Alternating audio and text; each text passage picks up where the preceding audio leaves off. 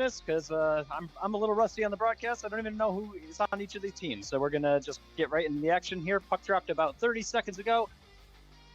We got Furlano on the floor. Working against John Chatterington. Furlano with the puck. Feeds it over to Jesse with just whiffs. Little rusty there from the offseason. Ellen working along the key. Across the court to Furlano. Chatterton pressing, and we got Kenton in net. That's a surprise switcheroo here at the beginning of the season. Tonko is the goalie for Sarnia, but I believe they're going to be working a 2-period go with Kenton, and then for Tonko's going to try his go at it. Oh, Ellen with a wide open net and just misses. Cody on the floor for Sarnia. Sarnia tries to feed it over to Paul, who's posted up in front of the net. Still scrumming over here. And Furlano takes the puck for Quest.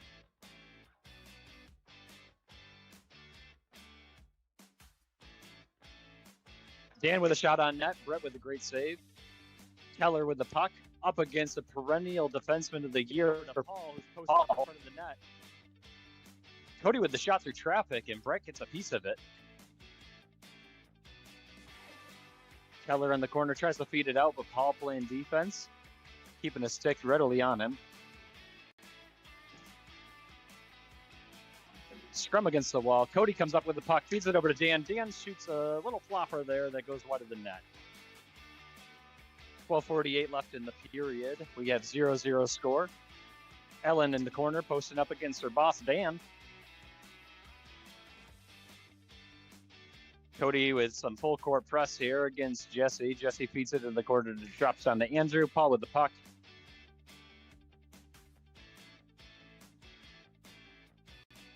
And Jesse has a little bit of time as he wrangles the puck up against the boards over to Andrew. Andrew feeds it behind Kenton. Allen with the feed up in front, but it just goes wide. Floor full of veterans here in this game right now. We actually have both Dan and Furlano, 20 seasons for each of them. This is their 21st season. Both of them in the top 5 all-time for career scores with the league. And not letting up here. All right, we got Cody with the puck. Feeds it along back to his own bench. Feeds it across to Fridman. Fridman almost shoots it on net. Dan's with the trying to wrap it around, but Ellen playing good D. Dan feeds it out in front of Brett. Goes wide, goes to nobody.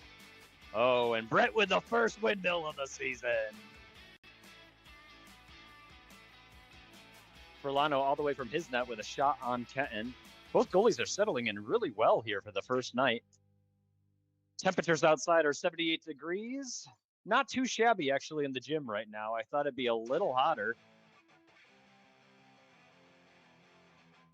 Chatterton with the puck. Tries to put a shot on, and Dan redirects, but it just goes wide. Furlano working around Dan. Up in front of Kenton. Jesse feeds it to Andrew. Andrew with the backhand, but goes wide. Furlano posting up in the corner. Heavy congestion from Sarnia out front. And Sarnia breaks free and heads down in the corner where, Furlano presses. And we got a little bit of a jam up here in the corner. Sweet telling him to clear it out. And it feeds all the way back down to Sarnia's end with no one there. Jeremy posting up where he always does in his own end. Oh, and Kenton with the stick poke against Jesse, who had an open net. Oh, Furlano tries to feed it to Ellen. Ellen didn't see the pass. Oh, Jesse with the shot on net. Hits Kenton's pad. Kenton had it, but it just squeezes through the 5-hole. And we have the first goal of the season from Jesse Trado. And the Tribe Called Quest is up 1-0. So far, really competitive back and forth here between these two teams. Fairly evenly matched. Kenton's doing really well in net. Oh, and Dan just barely misses trying to get the wraparound on Brett there. Tried to go to the backhand and just couldn't connect. Jeremy with the poke check along the walls, and it feeds in the back to Quest here with Furlano with the puck. Oh, Dan with the quick move on defense and feeds it over in the corner.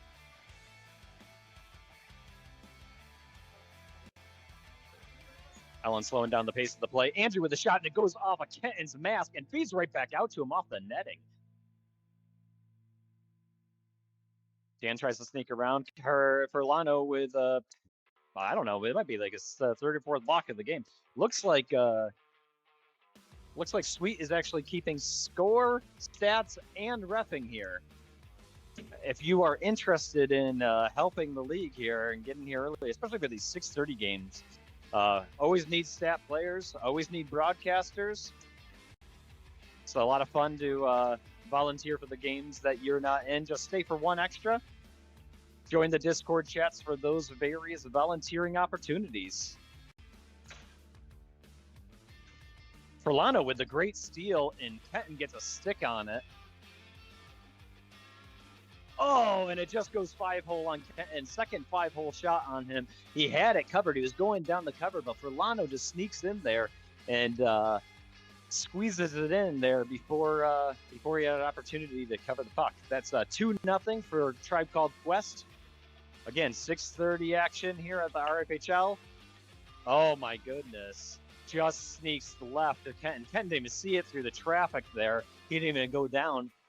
Kicked at the last very second, and Andrew gets his first of the season. Andrew in his second season here for the RFHL. Oh, and right off the face-off, Furlano puts one on net. Putting on the pressure here. Sarnia needs to give Kenton a little bit more support as it goes here, because Tribe Called Quest is really putting on. We have a scrum against the broadcast booth here. Trying not to take a stick to the face as Furlano's getting a little wild here with the and we get the free puck and feeds it out from Chatterton to Cody.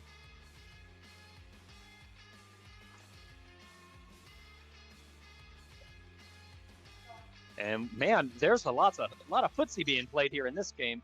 Furlano makes it out of the scrum and shoots wide. Cody hit the puck for Sarnia. Furlano catches it midair, feeds it to Andrew, and Andrew can't connect. Oh, but he gets it on the backhand, goes right side of Kenton, and we have a 4-0 game. Sarnia needs to settle in here and kind of figure things out, because Tribe Called Quest is starting to run away with it.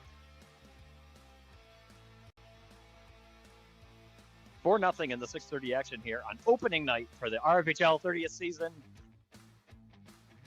Oh, and Paul with a great shot on Brett, but Brett able to make the save. Andrew taking it off the freeze. Kenton deflects wide. Jesse Trito in the corner with the puck, trying to feed it out to Andrew at the point. Andrew shoots, blocked by Paul. And just to announce, it is 6:10 remaining in the first period here at the RFHL.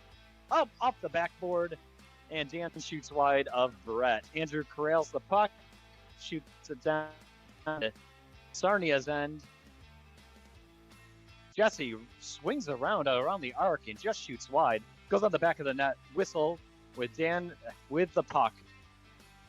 Tribe Called Quest making the substitution. Furlano back on the floor. It looks like double ching here. Oh yeah, we are looking at the rosters here. It looks like Dr. K is missing, and it looks like Westgate Matt is missing today too. So right now, and as I'm looking at the stat sheet, we have another goal. Yeah, it looks like a Tribe Called Quest is playing their opening night game, not with their full team here. Looks like they really only have one sub, as opposed to the regular 3 subs that you have in this league, which is even more so impressive. When it's very difficult to get into that mode. To get the endurance, usually we joke around here that by week 3 people start kind of catching the wind. But man, going week 1 in this league in the heat with only one sub, that is brutal. And they have the 5-0 lead right now on Sarnia. which Sarnia has their full roster tonight. Now, right now, Tonko is not playing floor. He is set up. He is taking some limited action. If anybody remembers from last season, game that actually 2.0 and I were announcing, Tonko took a wicked injury and it's been out for most of last season, and we're just happy to have him back. You know, a veteran in this league. I think he has 20 plus seasons. I think I was looking at it might even be 25 seasons in this league. So the league isn't the same without Tonko. So happy to have him back and hoping he can get back in the goalie action here, which we haven't seen in quite some time since the opening of the spring break season when he was on the Show Us Your Hits. Still one of my favorite team names. All right, enough of the chatter. I don't have a color commentary, so we'll get back to the action. Chatterton with the puck, tries to feed it out. Gets deflected, goes wide. Andrew feeds it all the way down in the Sarnia's end. Ellen feeds it out, but goes to Dan instead of her pass that was intended for Andrew.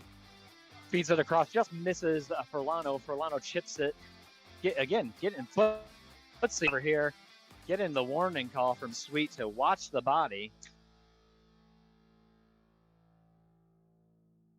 Andrew feeds it up along the wall. Looks like we have a second ref now, Mike Curry, and I don't know if he did any ref action last year. This might be his opening night as a ref. But again, you want to ref, you want to broadcast, you want to keep stats. We always need volunteers. Scrum in front of Brett. Brett calling out to his team who to watch out for. Ooh, feeds right in front of Dan. Dan is scrambling. Furlano posting up his body, and Brett able to stay in the butterfly, deflect it wide. Feeds back to Chatterton at the point. Oh, redeflects off of Furlano. Furlano settling the speed of the game down. We got 2:37 left in the first period. 5-0. A Tribe Called Quest.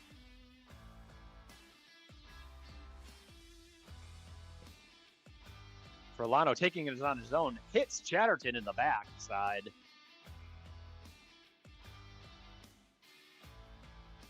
Oh, and Allen with a beautiful goal. Andrew from the point feeds it over, goes wide right of the net, banks off what looked like the net or the back, and Ellen is right in perfect position to put the puck in, and it is a 6-0 game. Man, this A Tribe Called Quest team down 2 players tonight, only 1 sub on opening night, is up 6-0 and just stifling Sarnia. Brett with the glove save. Redeflects in front of him, and he's able to keep his stick down, prevent the rebound goal. Jesse leading the point, feeds it off to Andrew, but Sarnia recovers the puck. Chatterton trying to get something going here. Allen posting up on D. Oh, Paul with the cut across, just over pursues the puck a little bit. Paul with the puck at the half. Oh, a great shot on net. Brett gets a glove on it. Probably one of the best looks that Sarnia has had yet this first period. Oh, and Brett and Paul coming back to prevent Andrew from getting the free puck there. Feeds it over wide to Chatterton, and Cody recovers the puck in his own end. Fridman with the shot up against his sister, and she's able to deflect.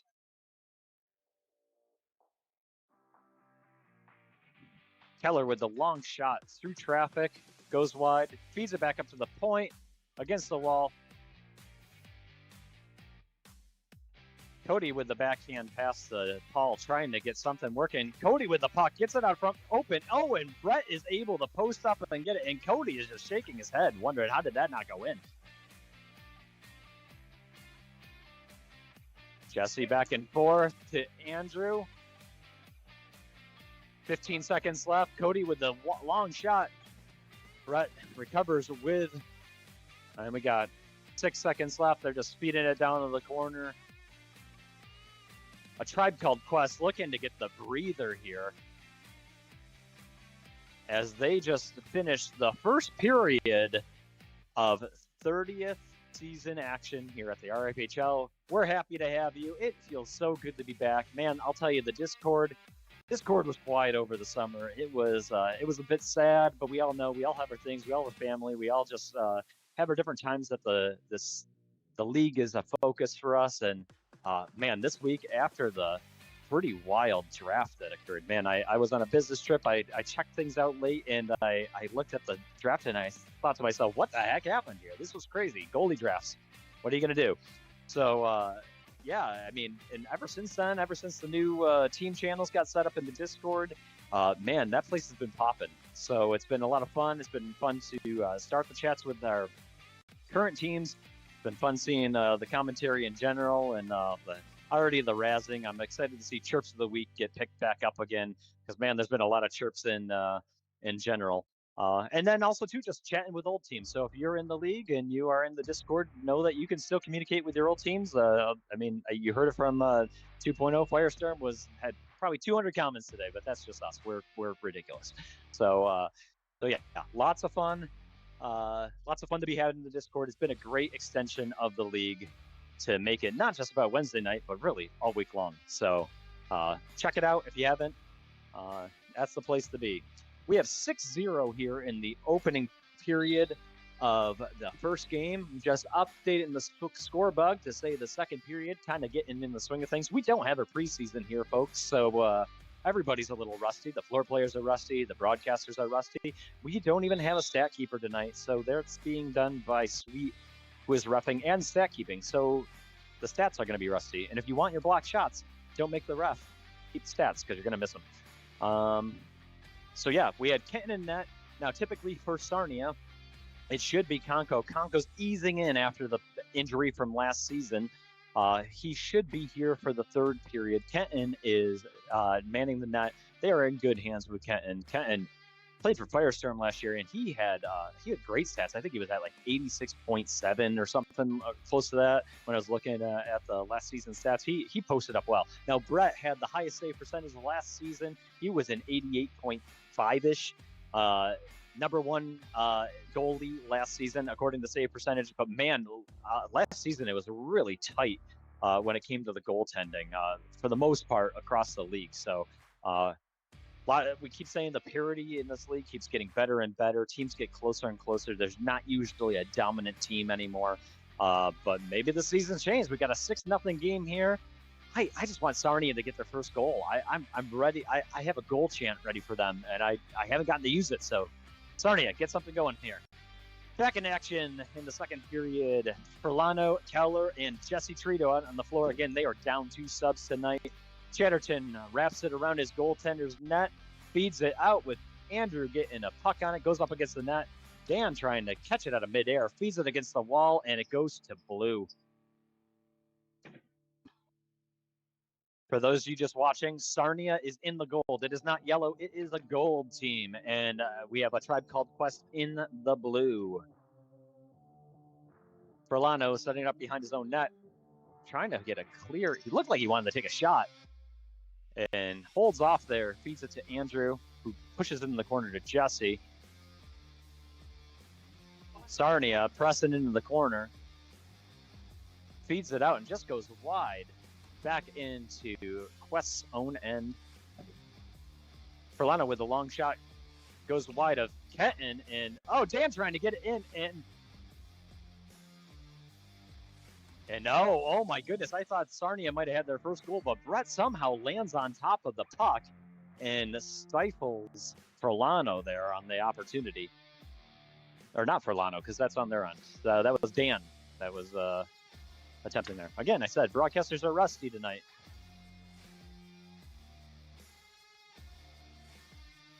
Stage is starting to fill out here a little bit. I see some new faces. I see some old faces. People getting here. 7:30 game. 7:30 matchup tonight as we talk in is Phoenix Coyotes, my team, versus the Manitoba Moose. Looking forward to that game. I think we have a lack of some subs in that game as well. So should be interesting to see how things net out here. Allen in the corner. Tries to sneak it past Kenton, but Kenton says no, does his own Makembe Mutombo impression, and it goes up over the netting on the stage, and we have a blown whistle. Gold puck, despite what Sweet just said, which was yellow. Incorrect. Giving Kenton a hard time today on his color choices.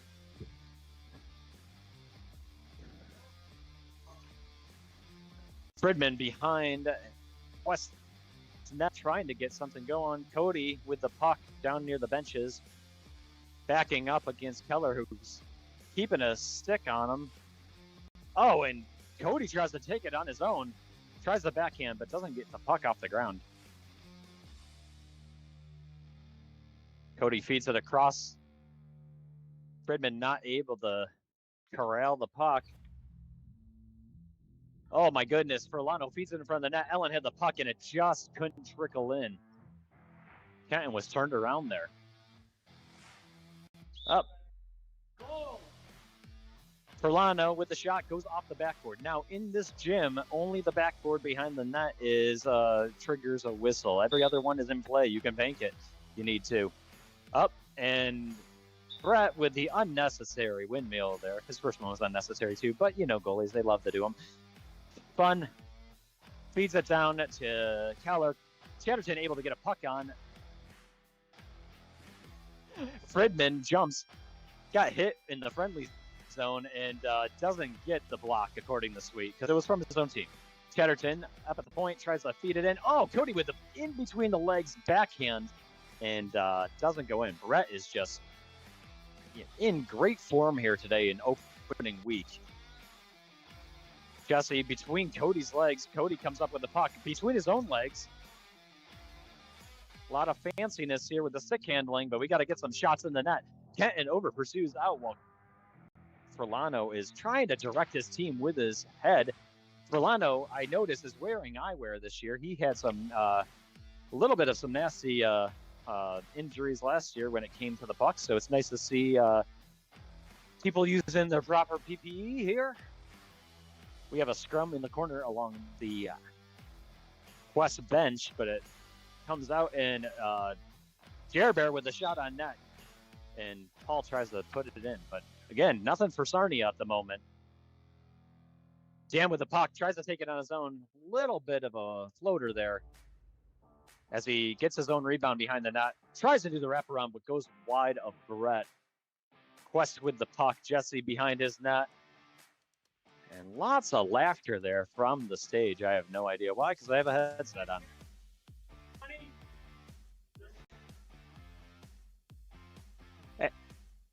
It's your favorite kid, I know. Yeah, Mama Friedman cheering for yellow. Again, incorrect. It is gold, folks. It is gold, team. Sarnia gold. So Mama Friedman showing a little bit of favoritism as she has two offspring there on the floor. Oh, and Jerbear. I love gold. That is the first goal for the Sarnia gold. Sarnia Sting gets their first goal of the season. Jerbear with the opening one for him, and we no longer have a shutout. It's a 6-1, and oh, Ellen just took a nasty puck from Dan off the shin. I don't know if that went over her leg pad or not, but she's taking a sub right now. That was a hard direct shot from Dan. Again, important to wear the proper PPE in this league when you can. Leg pads are a must, especially with some of these shots and some of these slashes that happen incidentally, not intended. And Dan with a great shot, but Furlano able to make the save. Oh, man, and Keller wanted that one. He had perfect feed on Jesse, but Dan comes in and snipes the steal. Paul getting down and blocking the shot. Feeds it all the way up to Furlano back in his own end, and he is taking it behind the net, slowing things down, trying to control the pace of play with them being down a few subs. Keller trying to take it on his own. Friedman recovers the puck, feeds it down to Dan in the corner. Paul making the cut and tries to get it, but Furlano there to block the pass. Good look by Paul. It was the right idea, just sometimes can't connect on those. 6-1 remaining, 6-1 in the period, 8 minutes remaining in the second. Sarnia Sting versus a Tribe Called Quest. So far, pretty even matchup on the floor itself, but it's just I don't think the score right now is truly reflecting how close these teams have been. But opening week, always a little rust, always chemistry, trying to find that, especially if you have rookies, though it looks like this game is a game of veterans, no rookies really on the floor.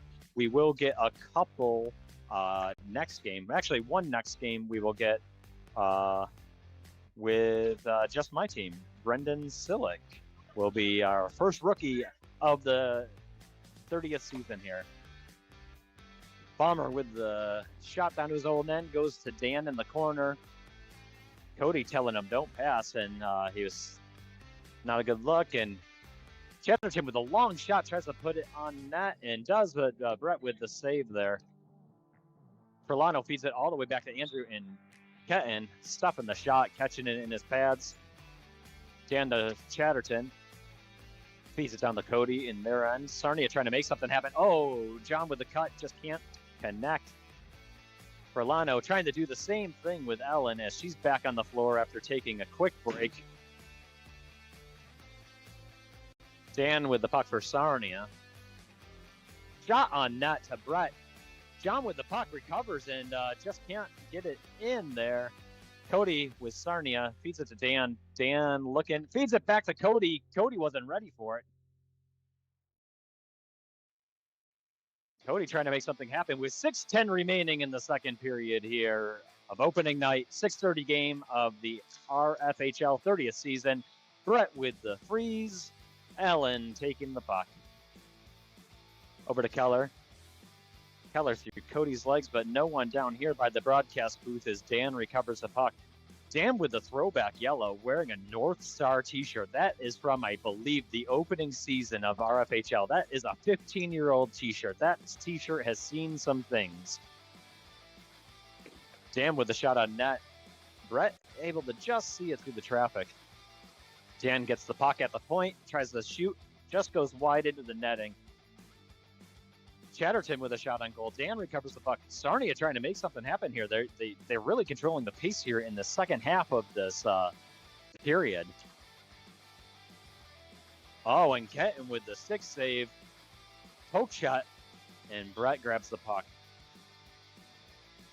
We have it's been a scoreless period here for a Tribe Called Quest. I don't know what the halftime or the first period adjustments happened over on Sarnia's bench, but they seem to have figured some things out. Could be a little bit of tiredness on Tribe Called Quest's part with them missing a few subs. Kind of a little bit out of a position there. Opportunity by Quest to be able to sneak behind him, but team lucks out. Oh, Chatterton with a wide open one-on-one and couldn't settle the puck quick enough to catch Brett off guard. Now Cody threw in the return in the favor, trying to make it happen. Good clog in front of the net here by two perennial defensemen here with Chatterton and Paul Fridman. I think Sarnia is going to be known for some of this defensive stand that they can put out here between Chatterton, Jeremy. Dan is a two-way player, and Paul is just, monstrous when it comes to the block shots. See if he can reclaim the title this year from Geronimo. 4 minutes remaining in the second period. 6-1, a Tribe Called Quest leading the opening game. Looking over on the bench, I see Tonko suited up for third period action here as the goaltender. Sarnia will get one additional sub here because of that, with Kenton retaking the floor. Tonko has not played goalie in quite a bit of time. Known for his small tic-tac pads, and Paul Fridman on the side puts one in the top shelf just above Brett's pads. We have a 2-6 game here.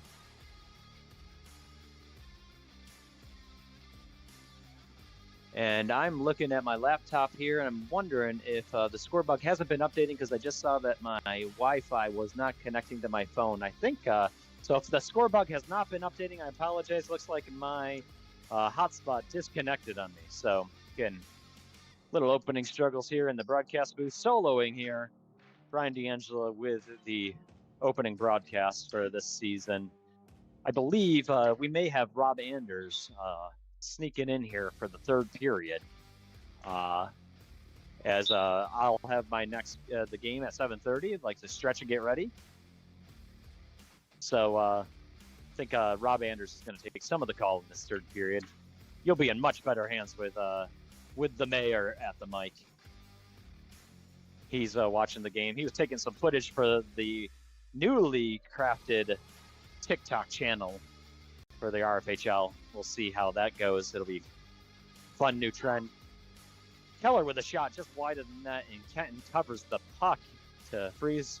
And Paul taking the freeze from their end down all the way. Jeremy with the puck tries to feed it over to Dan, but Brett gets a stick out to block the pass. 2 minutes remaining in the second period.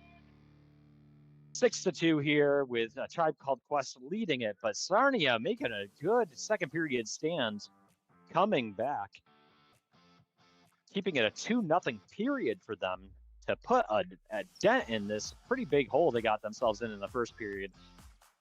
4 goals is nothing in this league. It can be changed things very quickly. Never down when you're only down 4 goals. There's a lot of time left to play. Dan feeds it off the wall, banks it to Paul. And out of the net, trying to prevent Furlano from feeding it back out. Dan with the good D in the corner, gets the puck and tries to take it down. Oh my goodness, really close. Just barely got a piece of it with his glove.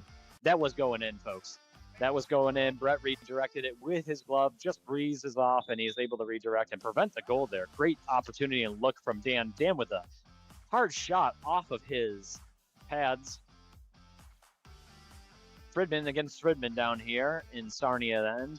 Oh, Dan with the feed over to Jeremy. Jeremy tries the one time, just slightly misses. Takes a shot, goes into the curtains on the stage. Jeremy's showing a little frustration with that shot. I think he was hoping for a little bit more out of that. Furlano with the puck behind his own net. Dan posting up in front.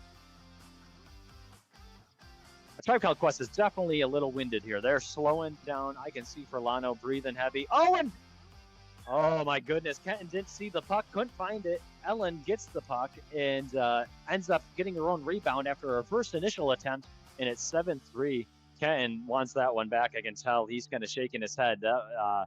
But, you know, sometimes it's just about being in the right position. That's the second time tonight that Ellen finds herself in the best spot to be for the period. And, man, she snuck that in with 15 seconds left in the period to make that a 2-1 period in favor of Sarnia. But Sarnia with a 6th goal deficit in the first period and puts them in a little bit of a challenging situation.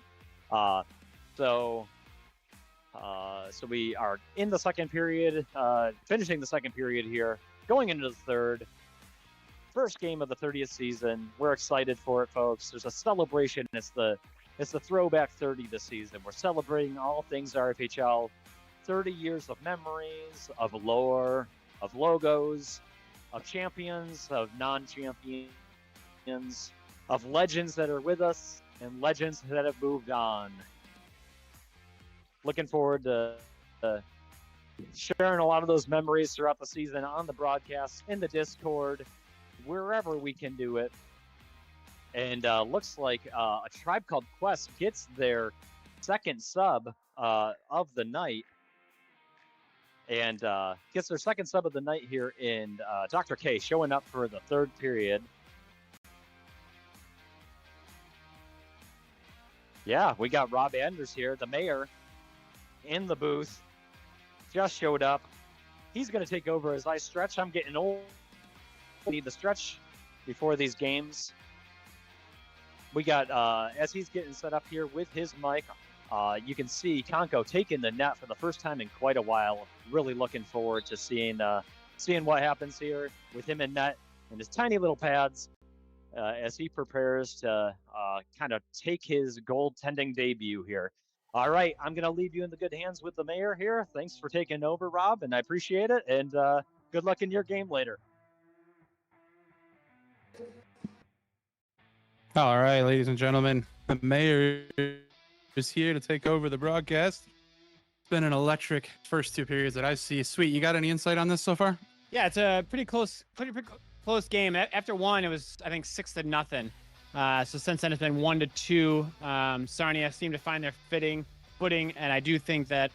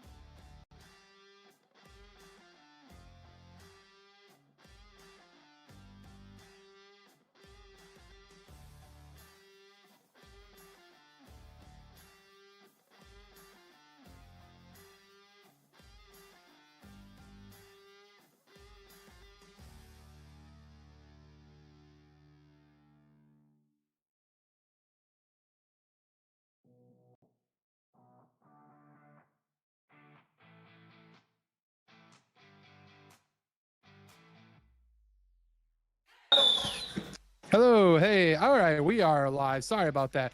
Having issues trying to get to the score bug, having issues with my microphone. We've got another goal here by Sarnia, and this game is getting pretty close. It's 4-7. Unfortunately, again, trying to get the score bug updated. Apologize here. Gonna get that logged in here shortly. Conco with the save. Alex, if you can hear me, let me know if you can hear me. I believe everything should be up and running. I got green lights now as I'm talking, so keep me updated on that. Dr. K in front. Allen down low. Jesse looking for something. He's got nobody. He's going all alone right now. Getting pressured. Trying to get this scoreboard going. I apologize, ladies and gentlemen.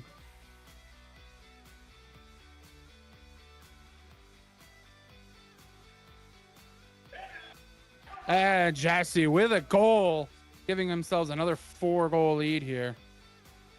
All right, Packard, let me know that you can hear me. Thank you, Packard. I appreciate it. Trying to get signed in here so I can get this score bug going.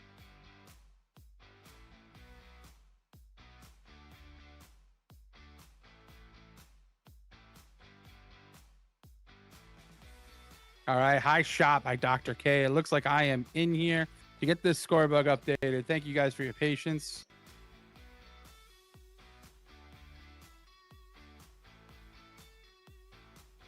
All right, shot on net, covered by Brett.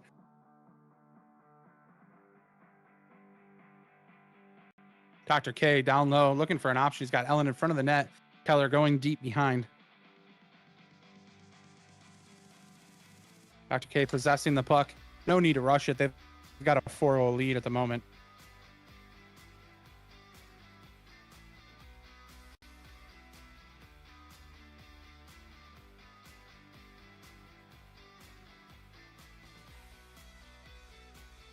Ladies and gentlemen, I'm going to do my best to keep you updated on the score. The score bug is just not letting me edit at the moment. Going to get that fixed for you. Brett with a nice save.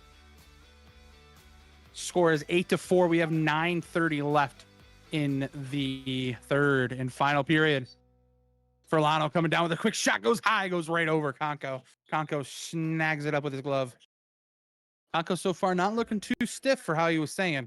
He looks a little bit limber out there. Furlano knocking the puck down. He's got Keller over. He passes to Keller. The shot saved by Conco. Still loose. Conco with the coverage.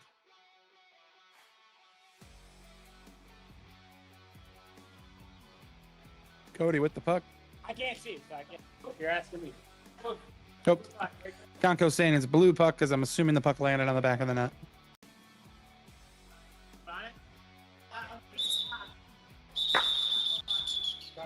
Sorry, I was telling him. All right, sounds like we're taking a whistle break here for a water break for the goalies.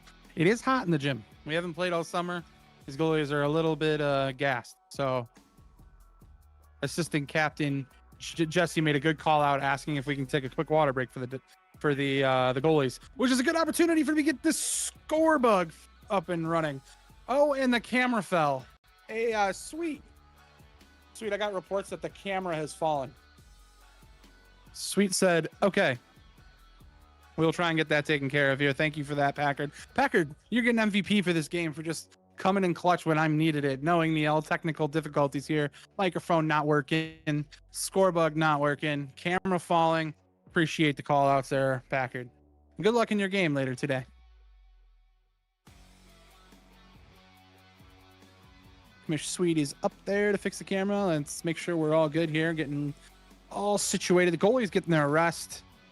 And I am almost at the point where I can get the...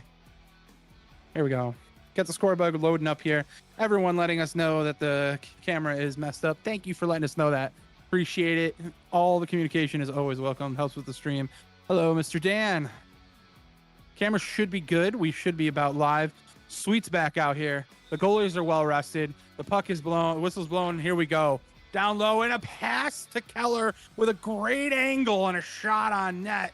Keller puts this game 9-4.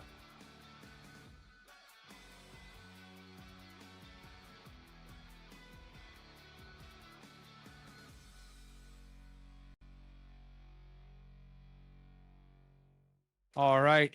Score bug is updating here. Here we go.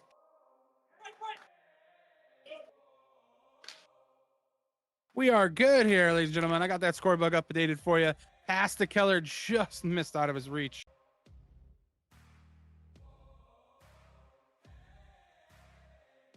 Up down low with Dr. K. Keller down low.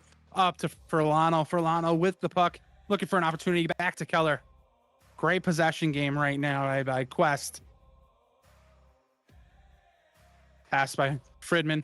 Over to Dan. Dan looking for a quick shot. Blocked by Furlano. Dan with the puck back. Quick shot. Brett right between his legs. Makes the save. Furlano with the pass up to Jesse. Jesse on the boards here. Oh, Fridman gets loose with the puck. Fridman looking for an opportunity. He's got Dan on the wall, but he's getting pressured by his sister. Brother-sister battle in the corner. Mom's watching. Oh, now they're talking to each other. I don't know what they're talking about. Probably making dinner plans for the weekend. Sibling rivalries. I don't know. Oh, it's getting physical. Fridman up to Dan. Dan with a shot blocked by Jesse. Furlano with the puck. Looking for an outlet here. Not getting one. Newberry, I see you editing the scorebug. Thank you for keeping us updated the best you can. Much appreciated. Furlano with the puck. Over to Ellen. Losing the opportunity there. Jesse with the puck. Pressured by Dan. Trado looking for something here. Dan's all over him. Nothing's coming easy right now. Trado with the pass to Furlano. Shot off the post. Ellen out to the front. Dan with the puck. Dan coming down with a great opportunity. Over to Kenton. Kenton just whiffs on the puck. Furlano possessing. Furlano with the puck. Pressured by Conco. What a good play by Conco. Pushing him to the outside. Puck's on the back of the net. Blue puck. Conco is back, ladies and gentlemen. Conco is back. Trado with the puck. Looking for an opportunity. Furlano with the puck. Ladies and gentlemen, there is 6:10 left in the third period. 6:10 left in the third period. Conco with the cover. Cody over to Dan. Dan possessing. Knows he's not going to get that shot through Trado. Cody with a shot. Saved by Brett. Dan down low. Throws it to the front of the net. Gets the side of the net. Chatterton possessing it behind the net. Dipsy doodling himself. Looking for something. Throws it to the front. Brett's trying to get a cover. Whistle's blown. Oh. Furlano with a dive. All right. Trado with the puck. Dr. K crashing the net. Ellen down low. Throws it behind the net. Dr. K with possession. Coming up to the 5-minute mark. Sarnia really has to do something here. They're down by 5 goals. And another Ellen. I think that's Ellen's second of the night, if I believe. Ellen making this game a 10-4 lead for the Tribe Called Quest.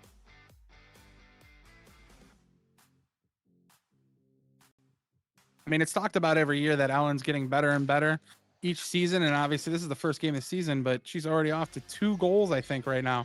So definitely a huge improvement for Ellen, and I'm excited to see what this season's going to do. Dr. K throwing it down deep, almost taking Sweetmeat's head off. Dr. K with the interception. Dr. K with the shot. Great save by Conco. Cody with the puck. Looking for a shot. Lobs it to the front of the net. Just a soft shot, getting nowhere with that one. Ellen throwing it to Conco. Conco covering it up. Cody with another soft lob, and it works this time. Chatterton's ready and buries it past Brett. 10-5, cutting the lead to 50%.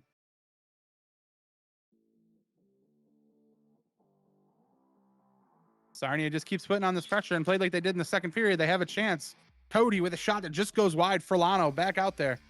Looking for an option. Over to Keller. Keller's trying to get Dr. K, but does not get through Chatterton. Dr. K possessing the puck. Over to Furlano. Great pass, shot, and nice save by Conco. Floater again from Cody. This is the play right now. Cody's throwing the floaters, waiting for somebody to clean it up. Quick shot by Furlano. Save. Keller over to Furlano. Furlano with a great move to get around Conco and buries it. What a great play. Keller to Furlano. Moving around Conco.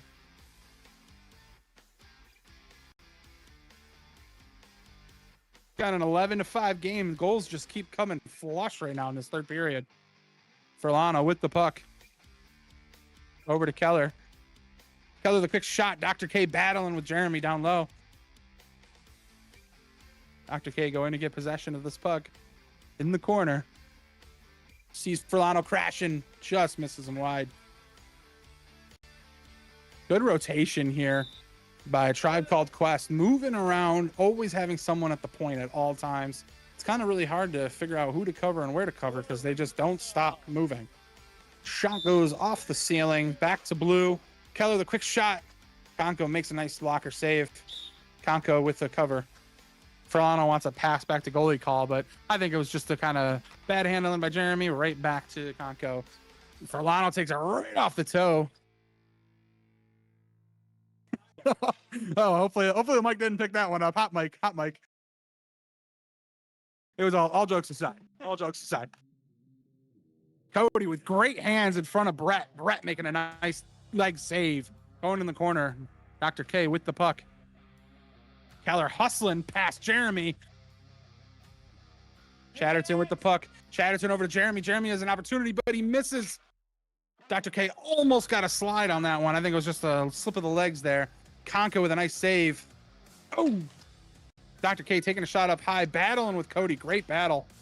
Cody, that's a tough battle, one-on-one, Cody and Dr. K, and Cody did a great job holding his ground. Chatterton with the puck, with a shot on Brett. Almost a glove save. Dr. K with the puck. Keller, we got a minute and a half left in the game. Nice save by Conco. Conco plays the puck right to Dr. K, but Conco makes the save. Fredman with the puck. Another shot blocked. Goes high. Good save or blocked by Kenton. Kenton kicks it to the back wall. Kenton and Furlano battling in the corner. Kenton comes free away from Furlano. Can he get past Jesse? Kenton doing it all right now. Just couldn't get the shot off. Dr. K over to Furlano. 1 minute left in the final period. Fredman battling down corner with Jesse. Fredman with the puck up high. Kenton going to Dr. K. Dr. K dumping it. Less than a minute left. 6 goals. This is seeming a bit out of reach here for Sarnia. It is the RFHL, though. Anything crazy can happen. We all know that. Straight with the puck. Oh, what a glove save by Conco. I mean, if anything, this is a good highlight to what the season can come. There was a little bit of nervousness of how Conco's going to feel coming back from his big injury, and this third period is just a good highlight of what could be for this Sarnia team. Jesse with the puck, just kind of killing time. 20 seconds left. Back up to Dr. K. No need to score a goal. They got this game in the bag. Hopefully he heard me, so he just kind of takes it easy. Plays it behind the net. 10 seconds. Passes it back to himself with the corner. Ellen says, I want a hat trick. She takes a quick floater. Nothing. And that's going to be the game, ladies and gentlemen. Tribe Called Quest taking an 11-5 victory over Sarnia Sting in the opening game of the RFHL. I think you guys are going to have some good broadcasts ahead of you for the 7:30 game. I'm going to log out here. Thank you guys for watching the RFHL on YouTube. Hang out. We got 3 more games tonight. Going to be exciting. And enjoy. And have a great night.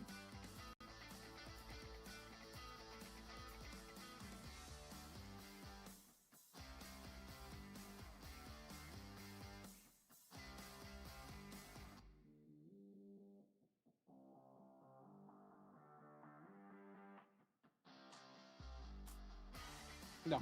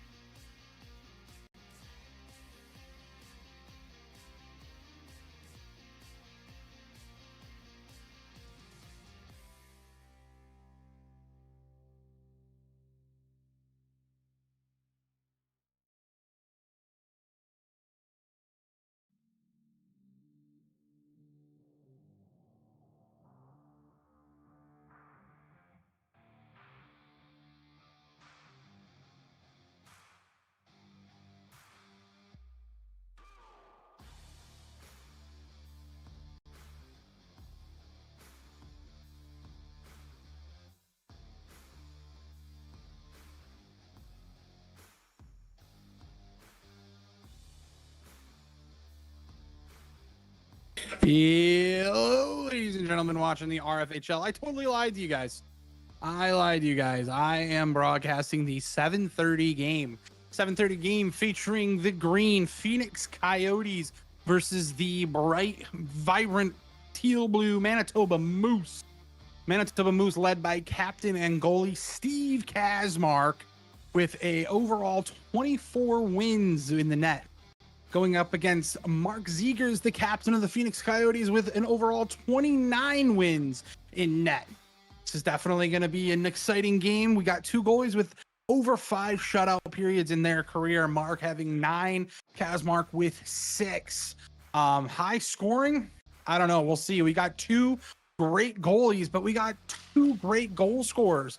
Brad Haynes with a total of 296 goals against Paul Paradine with almost 1,200 goals. He's got a lot more time in the season in the league, though.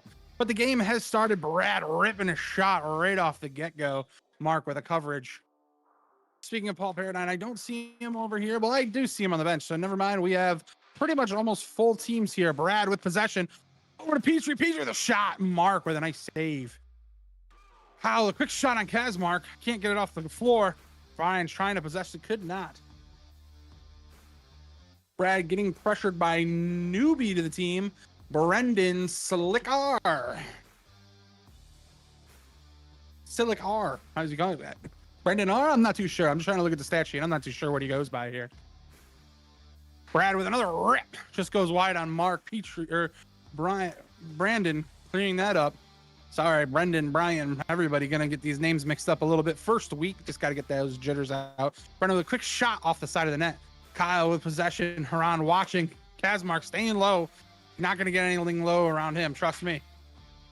Paul up against Petrie. Excuse me. So Paradine on the floor with Brad on the floor. Paul with a shot. Doesn't get through. Ryan D'Angelo throws to the front of the net. Off the post by Kyle Antilla. Haran with the puck down low. Throws it deep. Petrie going to get the puck. Petrie with possession. Throws it over to Brad. Brian D'Angelo with the interception.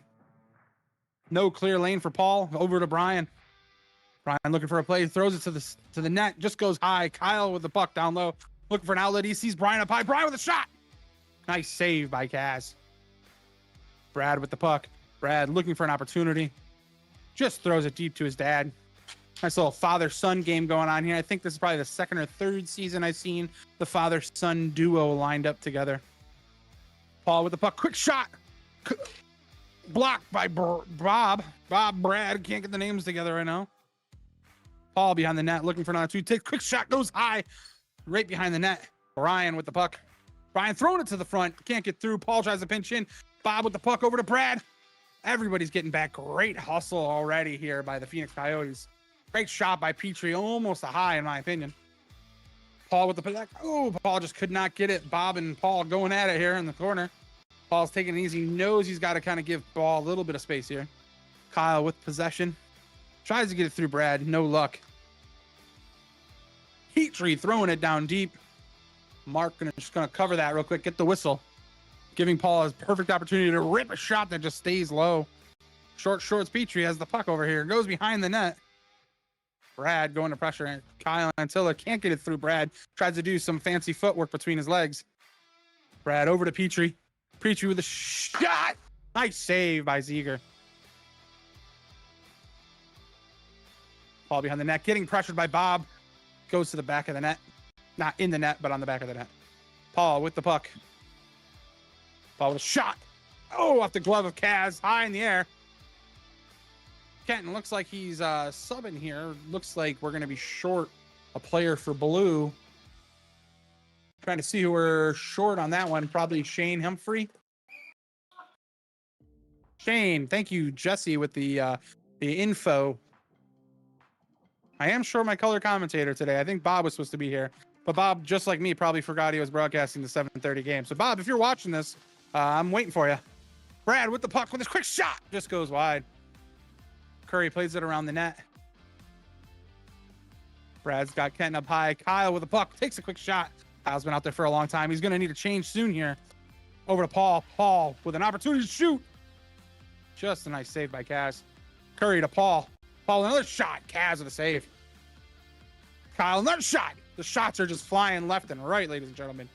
Curry and Bob going to the corner. Curry possessing it, taking it around. Paul forgot that Curry's on his team. It's the green. He wasn't ready for the green. Week 1, we got to get these jitters out. Everyone just needs to know whose name's whose, what team they're on. Kaz with a save, almost bubbles it. That's going on TikTok. Kyle with a shot. Kaz with the save. Quick shot by Bob. Another save. Oh, we knew this was going to be a huge goalie game, and they are showing up. That's for sure. Brad with the shot. Blocked by Paul. Paul is feeling it. Oh, yeah. Whistle's going.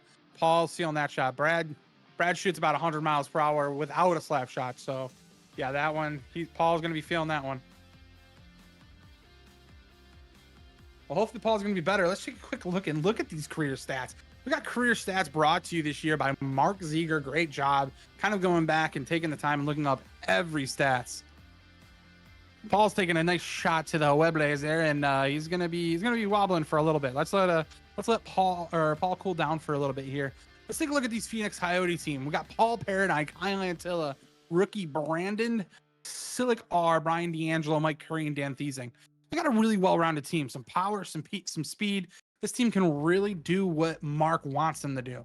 And if Mark just wants a team to possess and shoot, he's got that. And Mark can just definitely play what Mark does. Kaz, on the other hand, Kaz has got a nice, full-rounded, speedy team. He's got Brad. He's got Petrie. He's got Haran. These guys are definitely people that would belong in the top 3. Quick shot by Haran. Nice save by Mark. Then you got Bob, Shane, and Foes just rounding out the team, and it just really brings good leadership, veterancy to this team.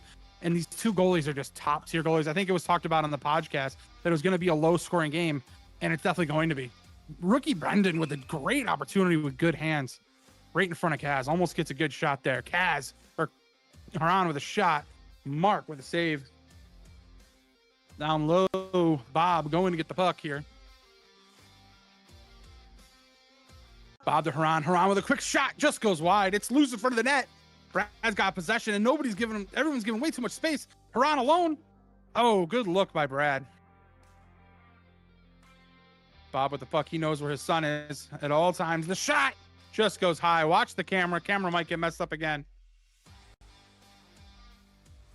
Ooh, nice try. Passing up high to Brad here. Brad to Bob. Bob trying to get Haran with an empty net opportunity. Brian with a quick shot, and he scores! Phoenix Coyotes get their first goal of the RFHL season by the veteran Brian D'Angelo.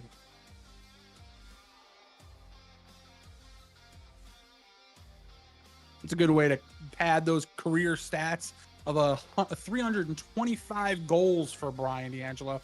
Now at 326. Congratulations.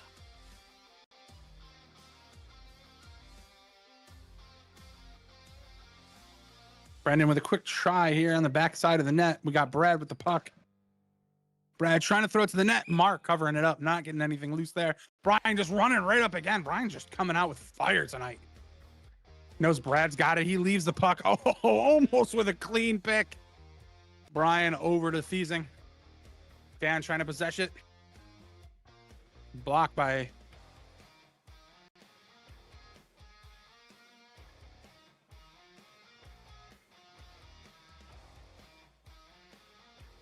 Sorry, I had to take a quick minute and look at the floor here. I thought for a second Green had too many men at first because it looked like there was 2 people going with Brendan there, and I got a little confused. Hey, Rob, I'm on now. Sorry about that. Oh, we got Bob on the call. I hear a Bob. Bob, how we doing? Where are you? I'm in the other penalty box, watching Brad handle the puck here. Oh, well, good to have you here, Bob. It's been an electric first period. The goalies have showed up exactly how we expected them to show up. First goal just was let in by a beautiful shot by Brian D'Angelo. Well, speaking of, looks like he's subbing out. The key thing to watch is I think we have our first rookie playing of the season playing right now in this game in the black shirt, which is Brendan. Already had a couple of good opportunities with slick hands in front of Kaz. So just to keep an eye out on that. That's our first rookie of the evening, I believe. I don't think there was any rookies in the first game. So just a cool highlight to keep an eye on throughout this game. Yeah, definitely. He subbed out just as you were talking about him. Just like Brian subbed out if you're talking Yeah, about I him. So keep if you don't mentioning like people, people, just they start keep talking subbing. about them. I Yeah, I guess was I'll- going to say, just take it personal. All right, we got Haran behind the net and looking for an opportunity here. Owes it over to Petrie. Petrie, the quick shot, just gets it past Curry and it's saved by Mark. A dangerous center there. That was looking for Brad, but didn't have him. Brad with the puck on the wall. Getting pressured by Dan. Quick to Petrie. Blocked by Curry. Great block by Curry. Yeah, good defense there by Curry. I saw him returning and the Petrie pressure. getting into it already. Him and Petrie were getting into it behind his own net. Kyle with a quick clear there. I think Petrie's coming out here definitely trying to prove his worth in his draft spot. I think he definitely took a jump in the draft this season. And I think right now he's running out there hustling, proving that he deserves to be in the upper half of that draft where he was picked. Hell of a save there, right there. I don't know if you saw that, but popped up in the air, kept his, he lost it there for a second, but he regrouped, caught it, and then caught it. Mark, as always, dialed in. Brian with the interception. Oh, cannot capitalize on the Haran mistake. Brian in the corner, being pressured by Haran. Good defense by Haran, getting it down deep.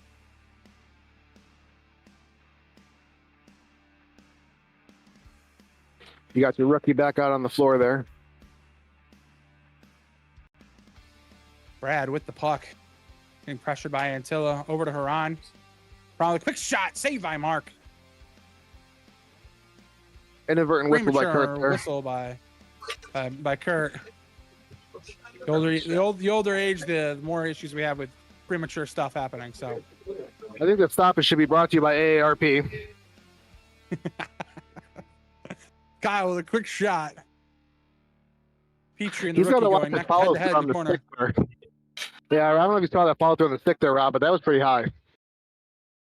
The shot from Kyle there. Yeah. I had stitches in my chin from one of those ones, so I'm a little sensitive to it. Kyle trying to get rushed with it here, but he ran right into Petrie and Brad. I realized he had nowhere to go.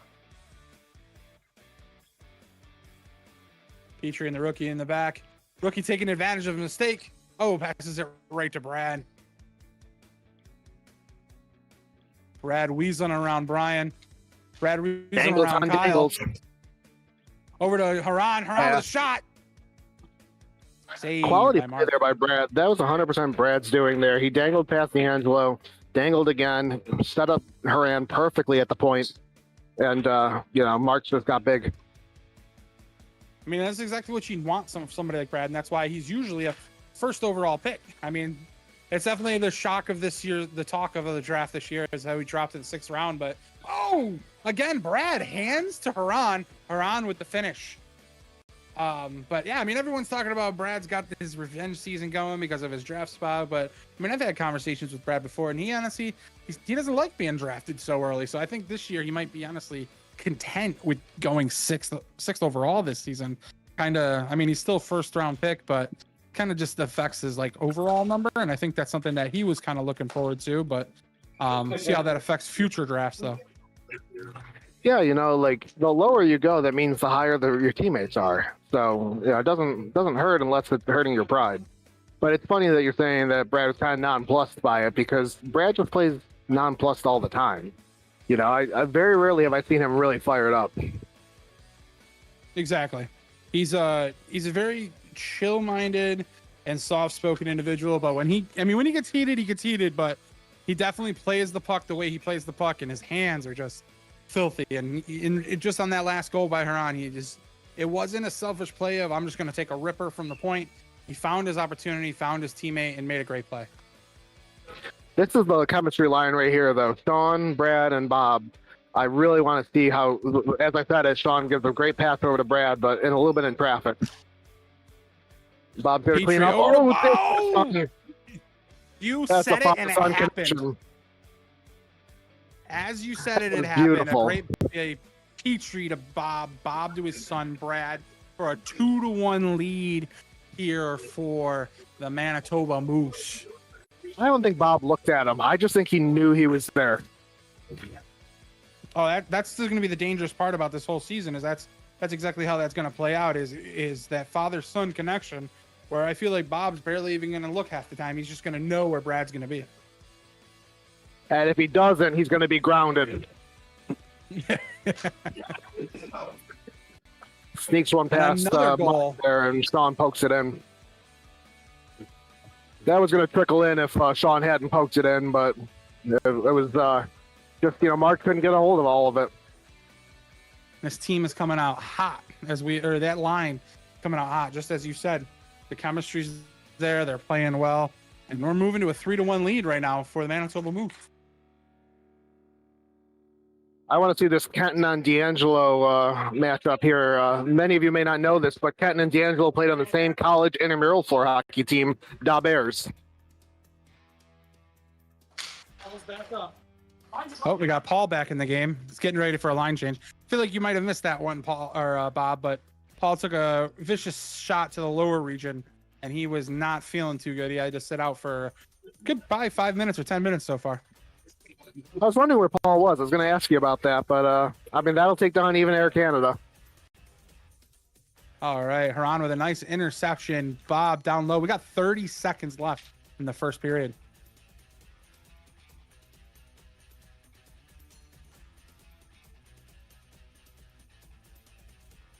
Quick shot by Curry, and that beats Kaz up top.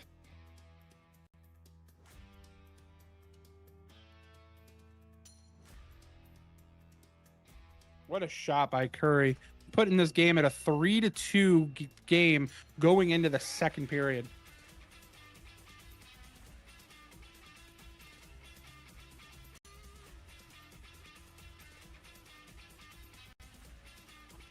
So what did I miss at the beginning of the first, Rob? Well, Bob, what you missed at the beginning of the first was a goalie clinic. Kind of went over some stats in the beginning of this game before the game started, talking about we have two goalies that have almost 30 wins each. Mark going up on 9 shutout periods, and Kaz with 6 shutout periods. And we knew it was going to be a heavy goaltending game. And the first 5 minutes was just shot on both ends, and both goalies just not letting a single thing in. I mean, we had 5 total goals for the period, but I mean, that's not a reflection on the goalies, to be honest. It was just some really good shots that were made. These goalies have just been standing on their head, and interesting to see how it's going to roll out now that the goalies start to get comfortable. These teams start to feel themselves out. So these next 2 periods could be really electric or really defensive driven. Yeah, I think that's a great point because, they started to seem, the offense started to seem to gel there at the end of the first, but the defense has just not been there either. That tic-tac, I shouldn't call it tic-tac-toe, but the Petrie to Bob to Brad connection there, there was some traffic there. There was a little bit of defense, but it wasn't really it was disjointed defense. Yeah, and I mean, I feel like these teams are going to start to feel themselves out. They're going to know where they need to be and how they need to play against this team, especially. And once they figure that out, once they get a good groove going, I think it's definitely going to affect the way this game plays. It's going to be fast-paced. Is it going to be slow? And right now, it's very slow. But D'Angelo's coming out here just a mile a minute, just running and pushing himself, probably faster than I've ever seen D'Angelo push himself. And I mean, it showed. He got the first goal of the game, and I mean, it's really interesting to see what they're going to do. And I see Paul, by the way, walking around right now, and I think it might be a groin shot that he took because he's not moving full speed right now. He's kind of like wiggling his legs a little bit. Yeah, exactly. Yeah, walking a little bit like a duck down there. And nobody told me they decided to frost the windows here up in the Boney Jam press box. So I might have to come back down to the penalty box. Well, let me know if you do. You can pop on over. You mean either the penalty box or behind the basketball hoops are always a good spot. Yeah, it might be kind of tough to see up there. I can barely even see you through the windows. Yeah, the bottom windows are all kind of frosted now. New renovations here at the Direct Hatora. We got the second period getting ready to start. We got Kyle, rookie Brennan, and Pete and Paul out here against Petrie, Haran, and Brad. Petrie over to Brad. Haran moving side to side here. Petrie with the puck. Petrie over to Brad. Quick shot. Looked like they were baiting Kyle or the rookie there to kind of step up on them there, but they didn't bite. Rookie going in the corner with Brad. Quick shot goes around the net. Antilla with the puck. right in front of the rookie. Kaz with the coverage. Easy save. Brad rips it. Kyle got the stick on it. Really no options there. Brad over to Petrie. Petrie over to Haran. Almost a great setup. Mark with the cover.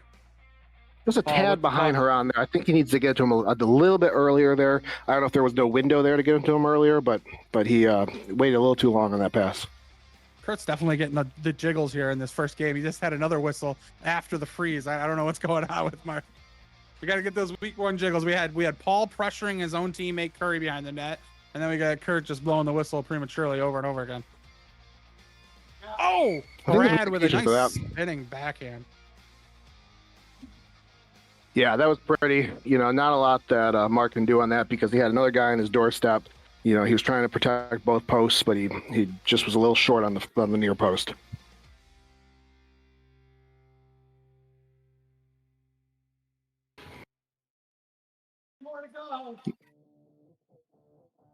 All right, we got 13 minutes left in the second period. Manitoba Moose is winning this game 4-2 at the moment. Brad, I should have asked. Shot. Do you have the score bug? I do have the score bug. Oh, fantastic! You're a scholar and a gentleman, and the mayor. It took me about half a period last game to finally get it to load, but I got it figured out. So we are up. Big turnover there. That's dangerous. With the puck. Good back check by the rookie. Definitely learning that you can't just play one side of the floor here. You got to push back and forth on each side. No, it's definitely something that you got to learn in this league is that there is no offense, there's no defense. Everyone does both. Even people that are hanging out on defense, they're past half court. Brad was calling for that pass. Ryan, quick shot. Nice save by Kaz. I'll be honest, the one thing I've already noticed so far is we already know that there's talent on this Manitoba Moose team, but I've already been watching great eyesight and connections between all these players, looking for the great passes, back door, in front of the net. They're just looking for good, crisp passes, and a rebound shot by Paul makes it a 4-3 game. But yeah, Manitoba Moose is just really doing a good job of moving the puck around and finding the open man and not just overly possessing the puck. Yeah, D'Angelo set up Paul on that one. I mean, that's not going to go on the stat sheet because we don't do that here, but that shot, big rebound off of the Kaz mark, and Paul was there to clean it up. So I'm looking at the overall career stats here for Brad, and I think Brad's got one on the evening so far. Might be two, if I remember correctly. But if Brad gets 3 more goals, he's going to hit that 300 mark tonight, which would be pretty cool for his career to get 300 career goals already in the RFHL. Maybe he'll have a film screening afterwards. Yeah. Yeah, that's what I'm always curious about because, longevity plays a role, obviously, in career stats, but I want to see, points per game and goals per game. Maybe I'll take a look at that after tonight because, we're talking a lot about total wins and total goals and total points, but Brad's got to be among the top 3, I would say, in points per game or goals per game. Yeah, I mean, probably if you do the average. I mean, I was talking about it prior to this game starting. We were looking at the goaltending, and then we're looking at the leading scorers here, and we got Brad with 296 goals going into this game. But then you've got going head-to-head against Paul with almost 1,200 goals, but he's got 209 games played. So definitely a difference in veterancy and games played. But yeah, just interested to see if you do the math, what the points per game and goals per game would be like. Yeah, and this would be an interesting podcast topic, but there's also different eras of RFHL history.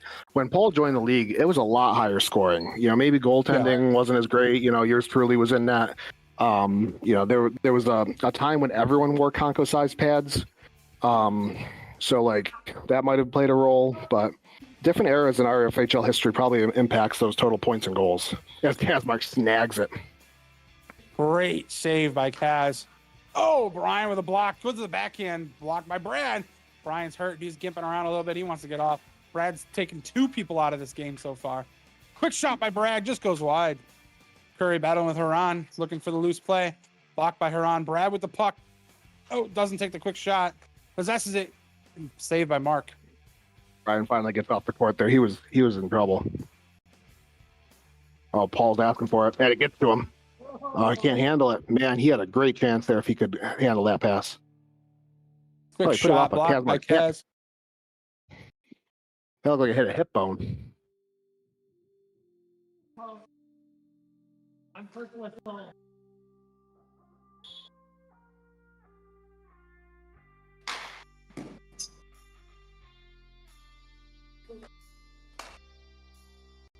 Brad down low with the puck. Dispossessing the puck. It's a 4-3 game here. Manitoba Moose with the lead. Second period.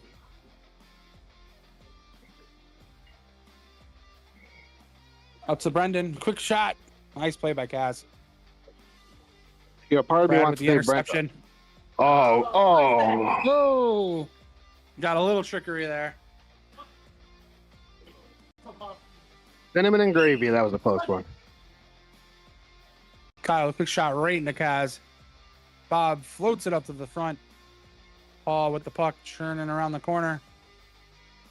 Tries to get around Haran. Great defensive play by Haran. Back to Bob. Quick shot. Saved by Mark. Yeah, Haran kept his feet there. You don't see that often, playing defense on Paul. Not a lot of guys are going to keep their feet, but Haran stayed his ground, played the puck, and didn't let Paul deke past him. Kenton holding the puck down low. Going up against Bob. Bob. Quick shot. Just misses. Kenton in the corner. Goes it to Bob. Great save by Mark. Yeah, that was quick reflexes by Mark there. I'm not sure how he got that down that quick, that fast. Not gonna lie, I feel like everybody's definitely brushing off the rust from not playing in the summer and adjusting to the actual RFHL gym rules. But there's been a lot of turnovers off the freeze so far tonight, which is not super common. Rookie with a shot. I just feel like people are just kind of forgetting how close you can really get while pressing that freeze. As long as you do that 3-second countdown.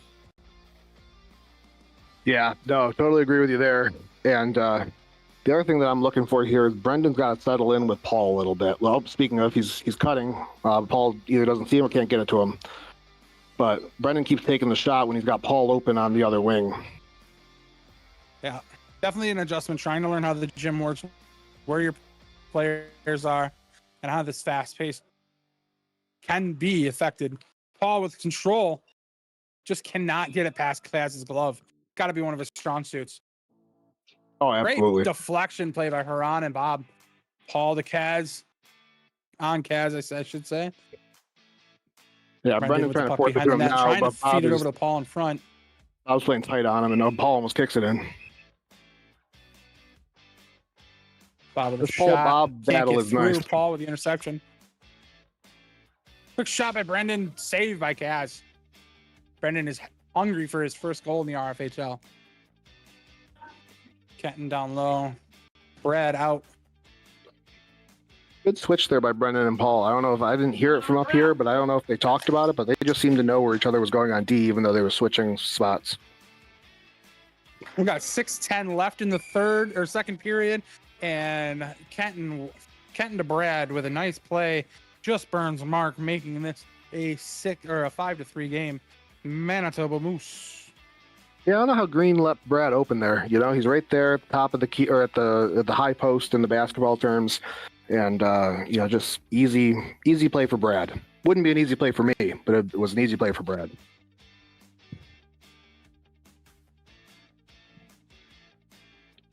Quick shot by Petrie. Yeah. Bob. We'll look at Bob Bradshaw out. Bob Bradshaw out. So keep an eye on that. Bob to Brad. Mark with a nice save. Tries to flip it in. Bob with the puck. Over to Petrie. Paul's all over Petrie. Paul trying to get away. Kaz is all over it. Saved by Mark. Back and forth action right now. Brian Sean makes a move. Dan. I really thought Sean was going to play it off the wall there to himself. I think he had it because I don't think Dan saw that. Doesn't matter. Sean still wins the battle. Shot. Bob tries to throw it to the net. Mark with the cover. Brad looks like he's getting a little tired out there.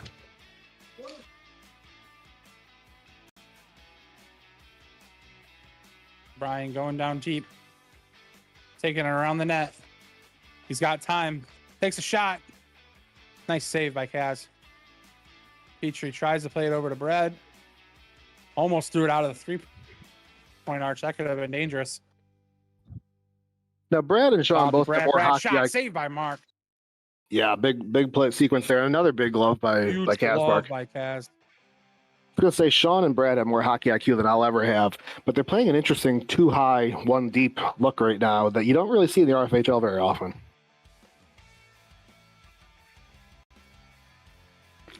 They're doing it again here. They got.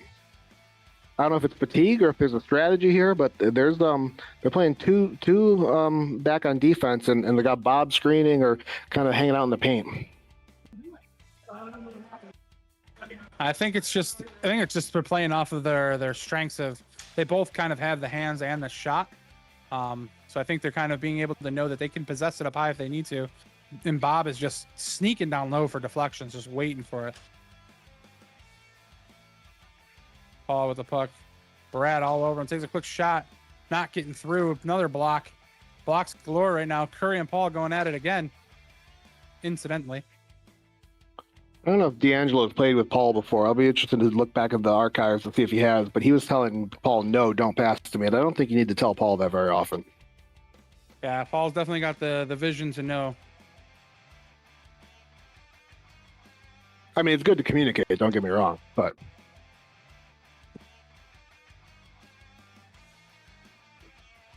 with the cleanup there. Kind of a sloppy goal. I don't know if Mark's getting tired too. Like it just seems like there's a lot of fatigue on the floor right now, or maybe I'm projecting what I'm going to look like later tonight.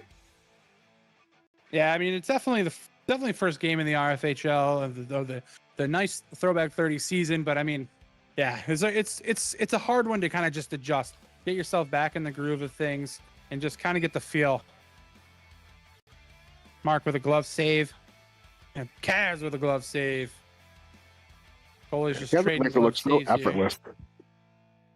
The great thing about Kaz Mark's glove is it looks so easy for him. Like, and there's like no stress, there's no worry about it getting past his glove. He's just confident with that glove. Curry with a shot up high on Kaz, taking advantage of Kaz being on the ground right now. Rips it over the blocker. Yeah, 6-4 game. This is definitely turning into a game. Yeah, as we're commending Kaz Mark's glove, Curry must have heard us and he went stick side.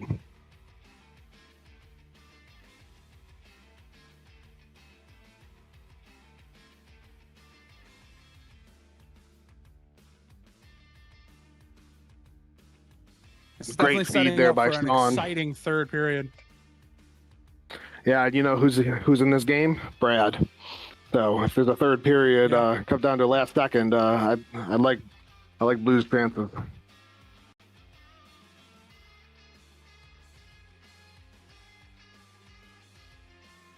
I'd like to see Kyle take a couple more steps toward the net on that one. Oh, great feed though. Great feed. Curry just doesn't get it on his stick. Good pressure by Curry right now. Another good pass. Kyle just making passes down there and down deep.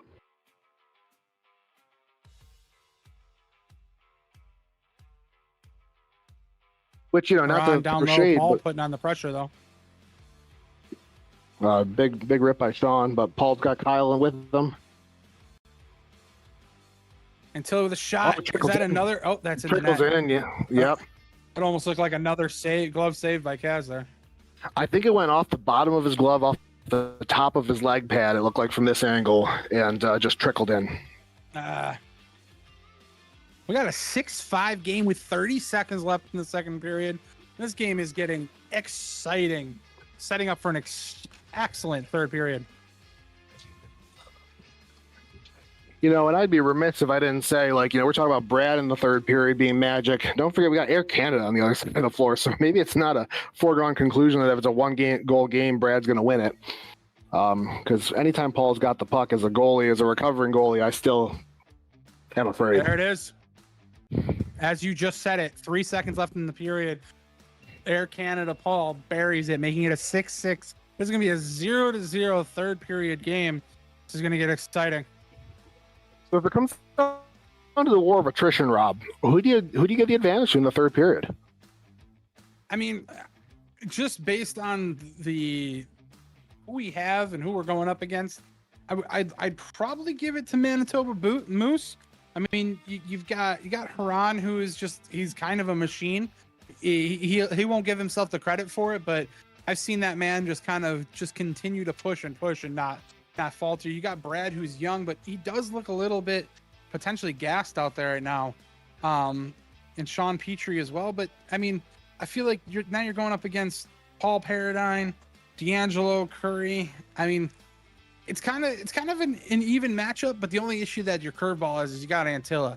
Kyle Antilla just doesn't have an off switch on his engine. Playing with him a couple times in the past years, he doesn't know how to slow down. No, I was gonna actually give him a shout out there. I know I'm kind of hard on Antilla sometimes, but I think he might be the difference in the third. I really do. I think if he's out there and he's got that motor on, that could be the difference. So I agree with you. I think Brad might be a little gassed. I mean, he's used to kind of putting the team on his shoulders, and as a first round pick, I know he's probably playing some longer shifts out there. Paul always plays calculated. D'Angelo's in great shape and doesn't look too gassed, other than the shot he blocked. He didn't look too good. I don't know though. I think it's gonna be a tight one. I really do. I think it'll be a 1-goal game, and I'm interested in seeing what happens. Yeah, I think this is definitely going to be a tough game going down to the wire here, especially with these goalies. I mean, they definitely let some loose ones in there at the end, but I mean, it's going to be very exciting to see how these teams match up. Has the Phoenix Coyotes figured out how to score on Kaz? Seemed like they were kind of slow to do that during that period, but maybe they figured out a way to do that and can capitalize on that this whole period and kind of jump ahead. But I don't see that happening. I think these goalies are going to stay dialed in, and it's definitely going to turn out to be a 1-goal game, like you said, and it's going to come down to who's got the energy to keep pushing and keep the speed moving for this game.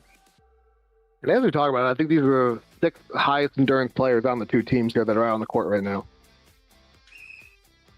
Yeah, Kaz just took a nice puck right to the head. Petrie with a shot. Glove saved by Mark. Oh. Brad with possession here. Let's see if he tries to make a move on Brian. I'm interested in seeing if he's going to pass or if he's going to try to deke. Looks for Petrie. So make that choice. Yeah, so make that choice easy for him. Gets open. Cycles back. Really smart Brad play there by to Sean. Petrie. Just goes wide. Straight out. Green puck. Smart play by Sean there to get back into the right spot, but I don't love that shot from that distance on Mark.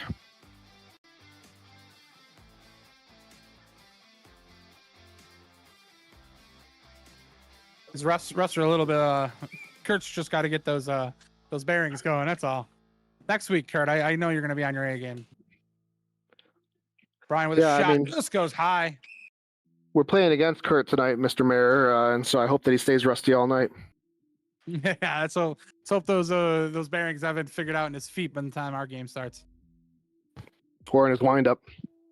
All right, Kyle with the puck. Quick shot. Brendan just trying to find his place on the floor. I want to see Kyle make a move there. I really do. I think he's got the energy. I think he's got the legs. I think he could have blown past Sean. Oh, did that go in? Yeah, Haran with a nice little quick soft shot beating Mark there. I see a 2.0 jumping on the call here. Oh, I'm just listening and getting ready for that 8:30 play-by-play, boys. You guys have voices of angels. Keep it up. All angels, perhaps. We got... Paul is smart intercept. I thought he got the interception there. Sean's giving him some trouble. Oh, no whistle. No whistle. All right, play it. No blood, Jesse said he tripped himself. Said play on. I guess Paul stepped on the side of the net there. So Paul with the puck down low. Petrie. Jesse's got a better angle than I do.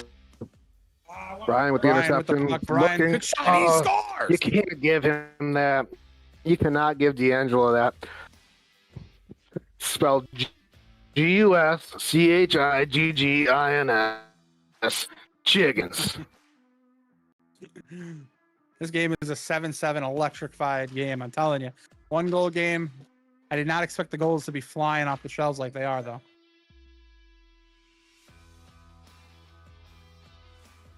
No, it's a Bob. throwback 30 seasons, reminds me of RFHL old.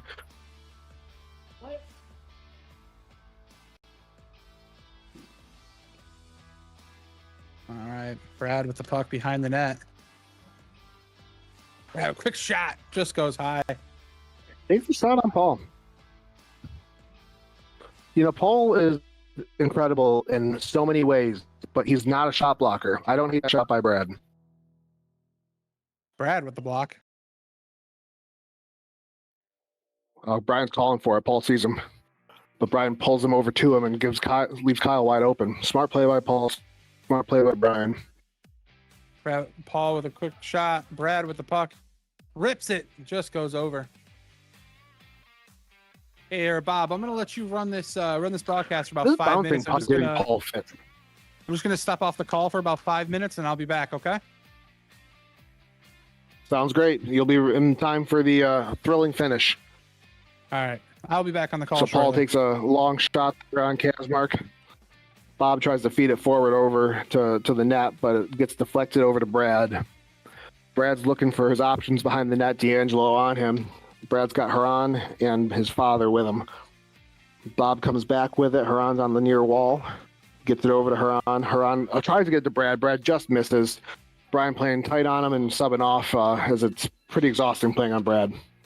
Dan comes off the bench, intercepts the pass, looking at his options, gets it on net, but Steve shuts the door. Brad with the slap shot. Dan gets a piece of it, goes back towards Brad. Let's see if Brad makes a move behind the net here. Brad passes intended for John, but Curry intercepts. Oh, Dan almost pokes it under the leg pad of Kazmark there, but Kazmark's got it. Brad's looking at his options. Backhanded pass over to Haran. Haran gets it towards the net, but misses wide. Bob gets the puck looking at his options. Curry on him. Oh, Bob almost sneaks it past Mark there, but Mark doesn't even go down into the butterfly. Paul with the quick shot goes off of Kaz. Resets again. Scene we've seen before. Brad behind the net.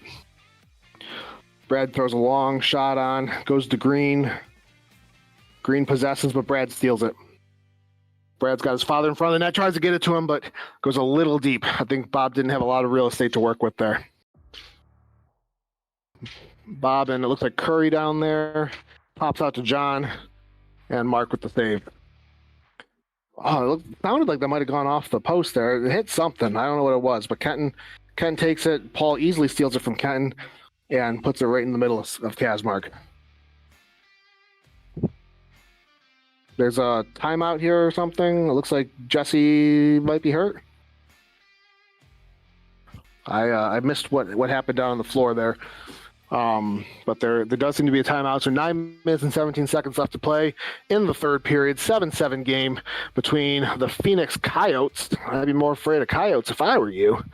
And the Manitoba Moose. Goalie timeout. Thank you, Kamish, chiming in from the side of the broadcast booth, the frosty broadcast booth.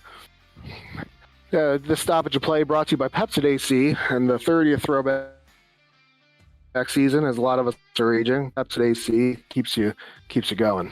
I think that's Miralax keeps you going, but that's a whole other story. 7-7 game, tie game, 9 minutes to go. Looks like we've got Dan, Brian, and Paul out there for the Coyotes. Kenton, John, and Sean for the Moose. Kazmark staying loose back there in net. Mark's dialed in. Paul takes the face-off. Dribbles. Blocked by John. Dribbles again. Takes a shot. Goes a little wide back of the net. Sean's got the puck here. Dan's on him. Sean looked at his options. Passes it over to Kenton. Little Kenton-Brian action again. Little Daubers of old. Paul tries to deke past John, but John's staying on him. Kenton's bringing the double team. John backs off and looks at Brian while Paul puts a shot in the middle of Kaz again. Haran puts a shot right into Mark's glove. Not even sure he had to move that one. Brian puts a shot in the middle of Kaz. Now we're just playing tennis. Haran puts a shot into the glove of Kaz, or Mark. It's getting a little boring, guys. Let's do something other than just shooting in the middle of the goalies. Here we go. D'Angelo gets the pass over to Dan. Dan brings it behind the net. Was looking for Paul there. Paul had an option or had a open shot there if he could have gotten it to him. Paul goes back to, looks like he was going to go back to Brian, but he's trying to take Kenton there. Kenton's got a stick on the backhand side. Interesting play there by Kenton because Paul tries to go forehand there. It looks like he maybe couldn't control. Gets double teamed. Puck goes up into the rafters, and it'll be Coyotes' puck. Oh, you'll know, Joshua. You'll know. Paul with a quick shot off the leg pads of Kazmark. Brad's back on the floor now. He put the shot just a tad wide of Mark's net. D'Angelo back with the puck, looking at his choices. He's trying to get it over to Dan. Dan looks like he's trying to move it forward, but Brad steals it. Brad tries to make a move on Dan. He's got the backhand side. He tries to get a forehand pass. Paul steals it on the way to Sean. Oh, my goodness. Paul tries to get that backhand shot up, lifts it up, and Kaz just blocks it out of the air with his glove, it looked like. Paul's going to have a second chance here. Puts a quick shot. Looks like Sean gets a piece of it on its way to Kaz. Sean gets over to Brad. Brad with a slap shot goes past Mark. And that's how quickly things can change. It looked like the Coyotes were just totally owning possession there, totally owning the tempo. And quick turnover, quick shot by Brad, 8-7 ball game. 6 minutes and 52 seconds to play in the third. Face-off goes towards the Coyotes' side. Paul's back on the bench. We got Dan, Brendan, and Brian for the Coyotes. Brad, Sean, and John, their first line, that line they started with at least, for the Moose. Brendan tried to get over to Dan, but Brad intercepts. Brad with a great pass over to Sean, but it was not quite on his stick. He had to go skate to stick there, and it just didn't work. Mark snags it out of the top of the air. Top of the air? That's not a thing. Dan shoots it down, bouncing puck. Brendan tries to poke it toward the front of the net to no avail. Sean's looking at his options now. He gets it over to John. John's got Brad and towards the top of the key with Dan on him. Doesn't matter because the rookie steals it from Huron. He goes toward the near wall here. Brian comes up with it. Brian's trying to go behind the net. He doesn't have a lot of help right now from his teammates. He tries to wrap it around, it looks like, or maybe try to put it out in front, but nobody was there to help him out.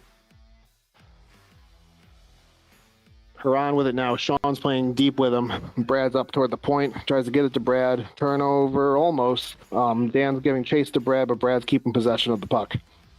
Brad behind his own net. Passes over to Huron. We got 3 deep for the Moose right now. They got puck. Okay, now we got somebody, or not deep, 3 playing back. Oh, did that go off of D'Angelo? It looked like it might have. 9-7 Moose, 5 minutes and 18 seconds to play. I missed the 6-10 call. My bad, guys.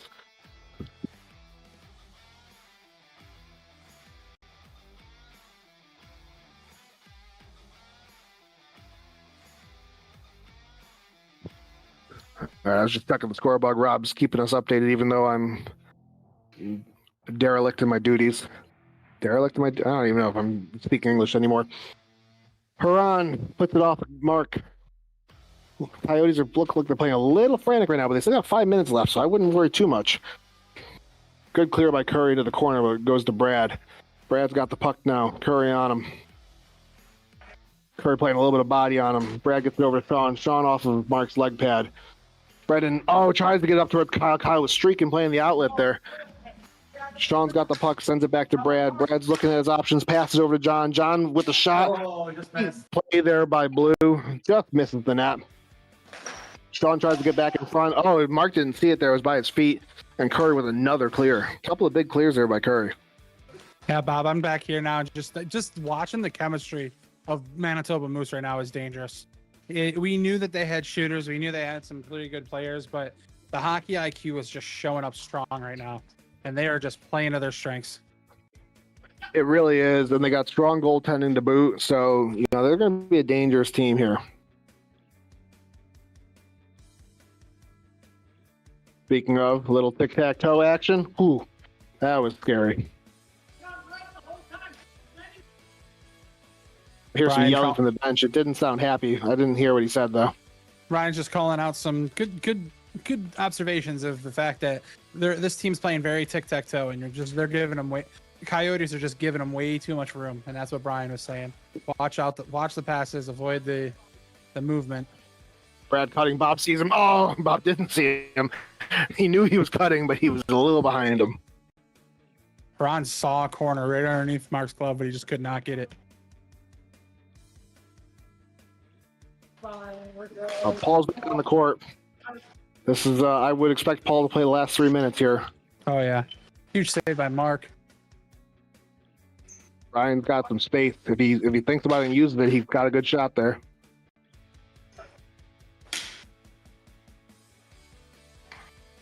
Paul puts it into the corner. Back to Brian. Oh, sorry. I'm still doing play-by-play, Rob. That's your job. Oh, you're good. Keep going. Carry on. I honestly wouldn't be shocked if you see these three for the Coyotes play for the next, 2.5 minutes. Maybe a change with a minute left if they realize that the game's reaching out of their hands, but I would not be surprised if you see these three play for at least the next 2 minutes. Great save by Mark and a follow-up save by Mark. John made the right play there, gets it to Bob, but Mark just got big.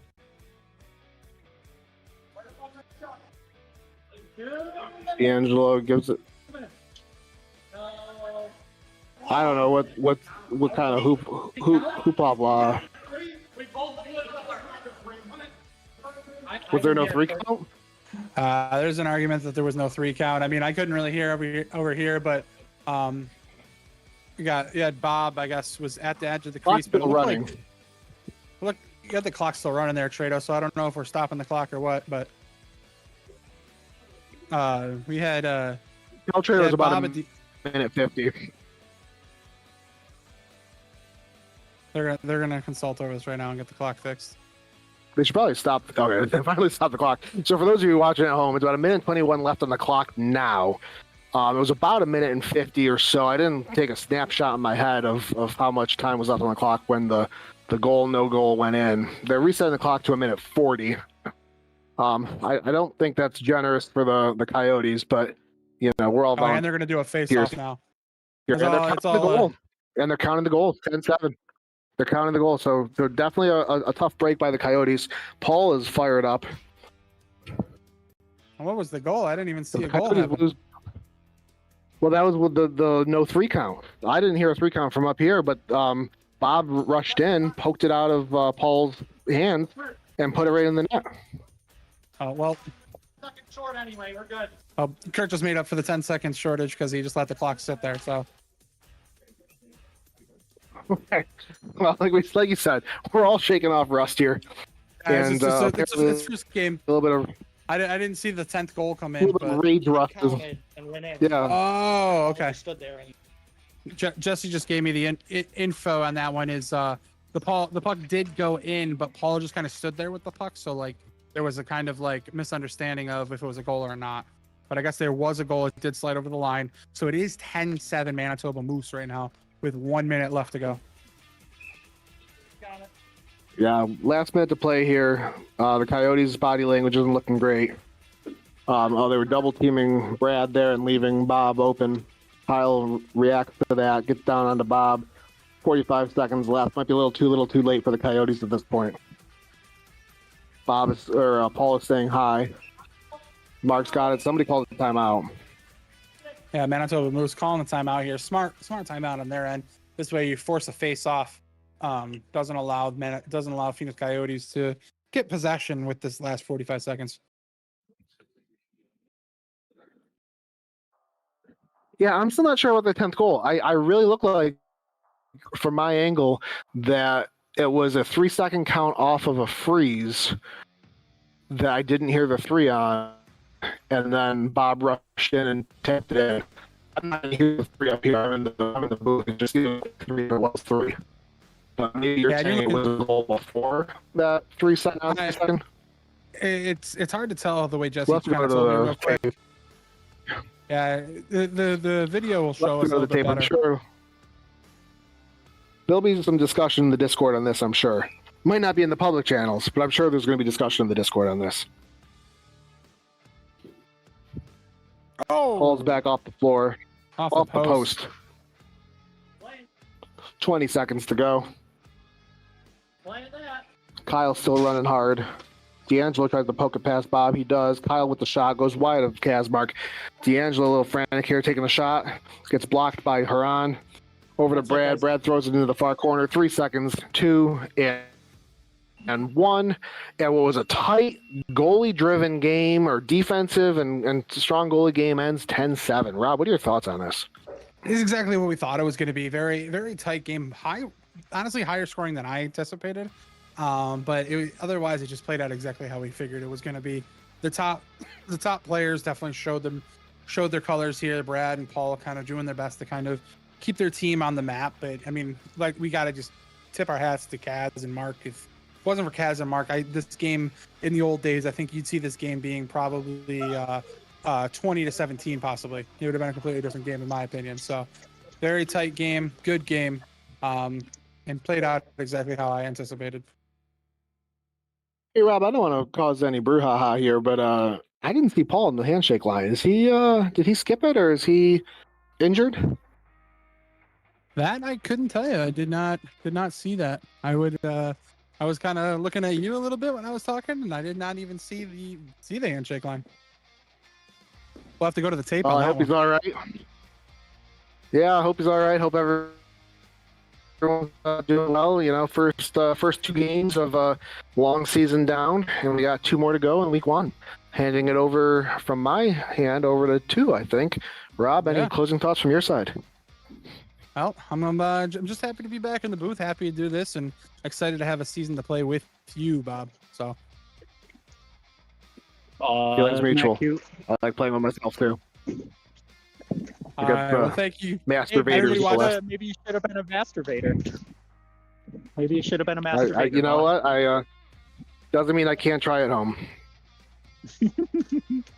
How's it going tonight, guys? Oh, they both left me at the same time. That's okay. There's a little bit of a delay here, but hey, welcome back to the RFHL. I've been listening to the calls so far, and great games so far. Great calls by the booth so far. Everybody's shaking off rust seems to be the theme tonight, but more importantly, we are back. And it is our 8:30 game tonight. The Iron Thrones playing against Good Morning Vietnam. I'm 2.0 on the call with you guys. I don't know if I'm going to have a color commentator at least right away, but I think at some point or another, the Svelte Sniper, Brian D'Angelo, should be joining me in the booth at some point or another.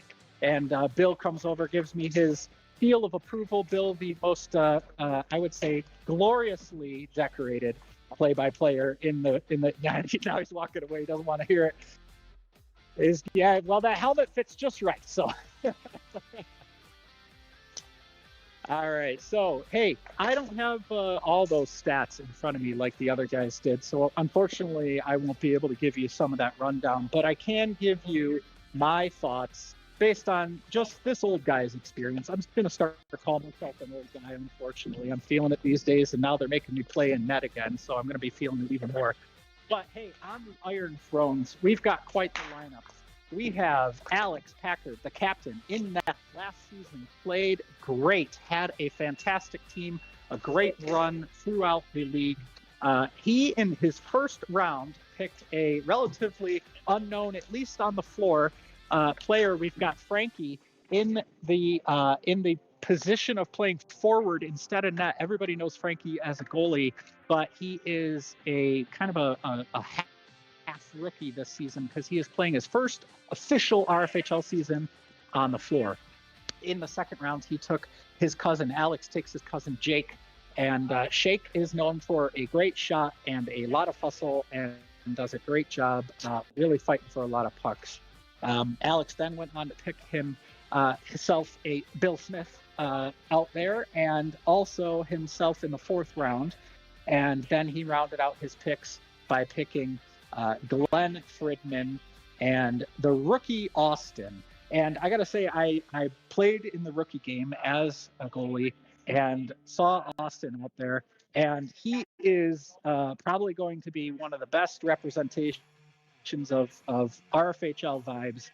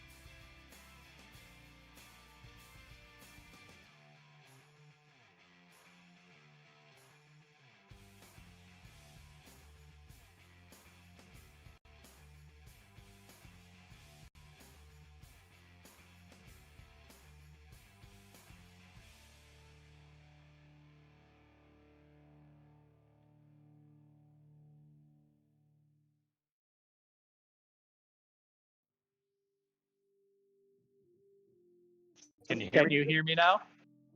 I can hear you now. I can hear you, D'Angelo. I hope everybody just heard me because I just gave a long-winded intro.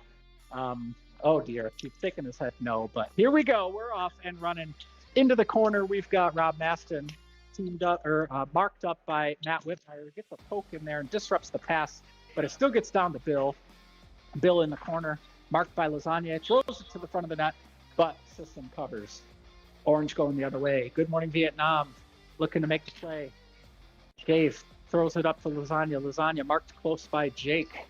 Jake, a sneaky good defender. Again, got a hustle out there with Jake. Oh, and the puck comes into the middle, almost a turnover in the middle. Comes back the other way. Dave collects and slows things back down again. He's looking up the ice, up court. Marked closely by Bill. Bill doing a good job. Still in the corner over here. Dave throws it, actually gets all the way to Whitmire, but it doesn't quite find the mark. Shot goes wide of the net, and Dave collects again for Good Morning Vietnam. Battling with Bill, Bill battling with Dave, Dave battling with Bill. Bill comes away with it, takes it behind his own net. He's got a little bit of space and time to pick his eyes up, see what happens next. Jake making a move towards Bill, but closely guarded by Lasagna, who immediately puts pressure on and steals the puck away. Lasagna going back the other way. He's looking to the front of the net, but he doesn't have a cutter. Takes it all the way to the corner. Throws it back up to Whitmire, but it's stolen by Jake with a quick shot and a save by Brandon.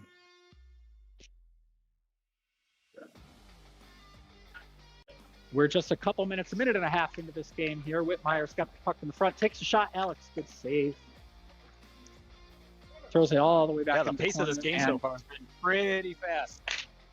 Yeah, it's moving along. I'm glad you can hear me, D'Angelo. Please let me know with a wave or something. If you can't, give me a little one of these if I cut out. I'm not sure what that was about. You're I hope sounding everybody heard the intro. Nobody heard the intro, but you sounded good during the play-by-play right there. I got the score bug as well, so.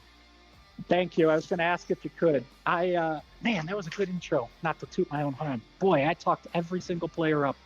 Shoot. All right. Well, we're all still working out the kinks in this one. So the puck is in the corner, and Austin, the rookie's getting his first chance to battle for one. Whitmire lifts the stick, throws it on net. Alex covers up. Austin looking to make a play here. Jake takes it off the freeze, throws it down into the corner. Yeah, two rookies in this game in the sense of one true rookie, one floor rookie with Frankie, who we haven't seen hit the floor yet, but hopefully soon. Oh, actually, he's out there now. So Yeah, we have he's out both there right rookies now. for Iron Throne. So we're excited to see how this nets out. No pun intended fact, to the goaltender. Yes. Puck goes all the way down. Alex looks to collect and cover. Throws it over to Frankie. Frankie off the freeze, looking to make something happen. He throws it into the corner for Glenn. Battle in front here in the middle now.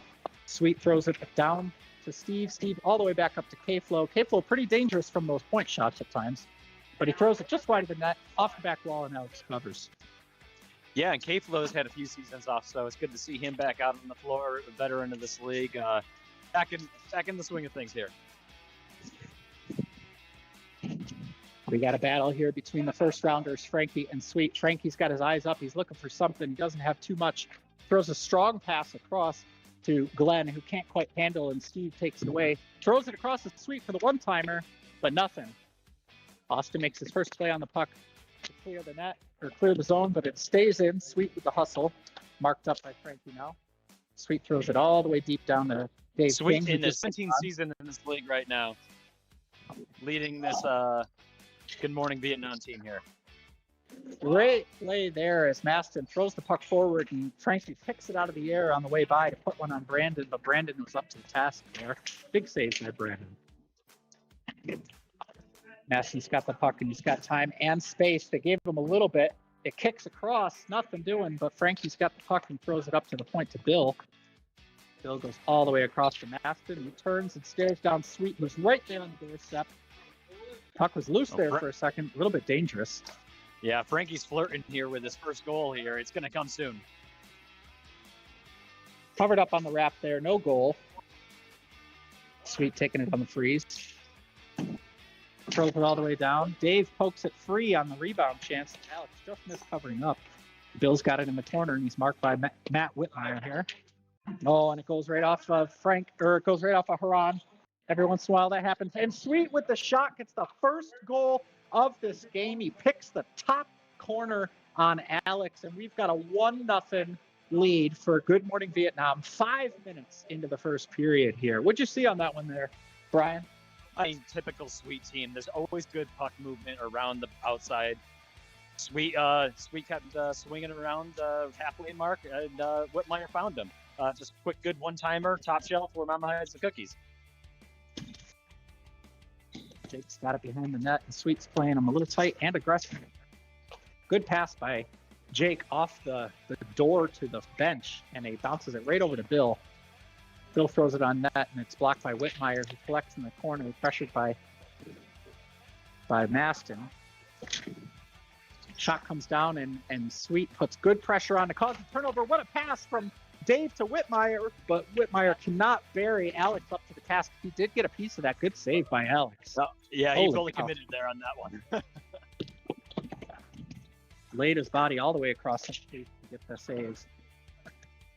Sweet's got it in the corner now, and he's got a couple options, but no one's pressing. He throws it towards the front, but it's blocked down by Bill. Throws it up to Jake. Jake back to Bill. Bill's got a little time now. He's got his eyes up. He's looking. Tries to pick the low corner on Brandon, but he misses just. He had it there. It was a great look.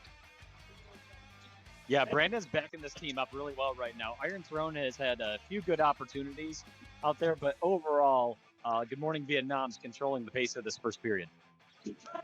That was a great little sauce pass in to Whitmire from Sweet, and Whitmire just missed it. And hey, there's another one. The turnover in tight in front of his own net, and Sweet just turned, shot right away without hesitation, and actually put one 5-hole on Alex, who I don't think was ready for that quick turnaround shot. We got a 2-0 lead for Good Morning Vietnam.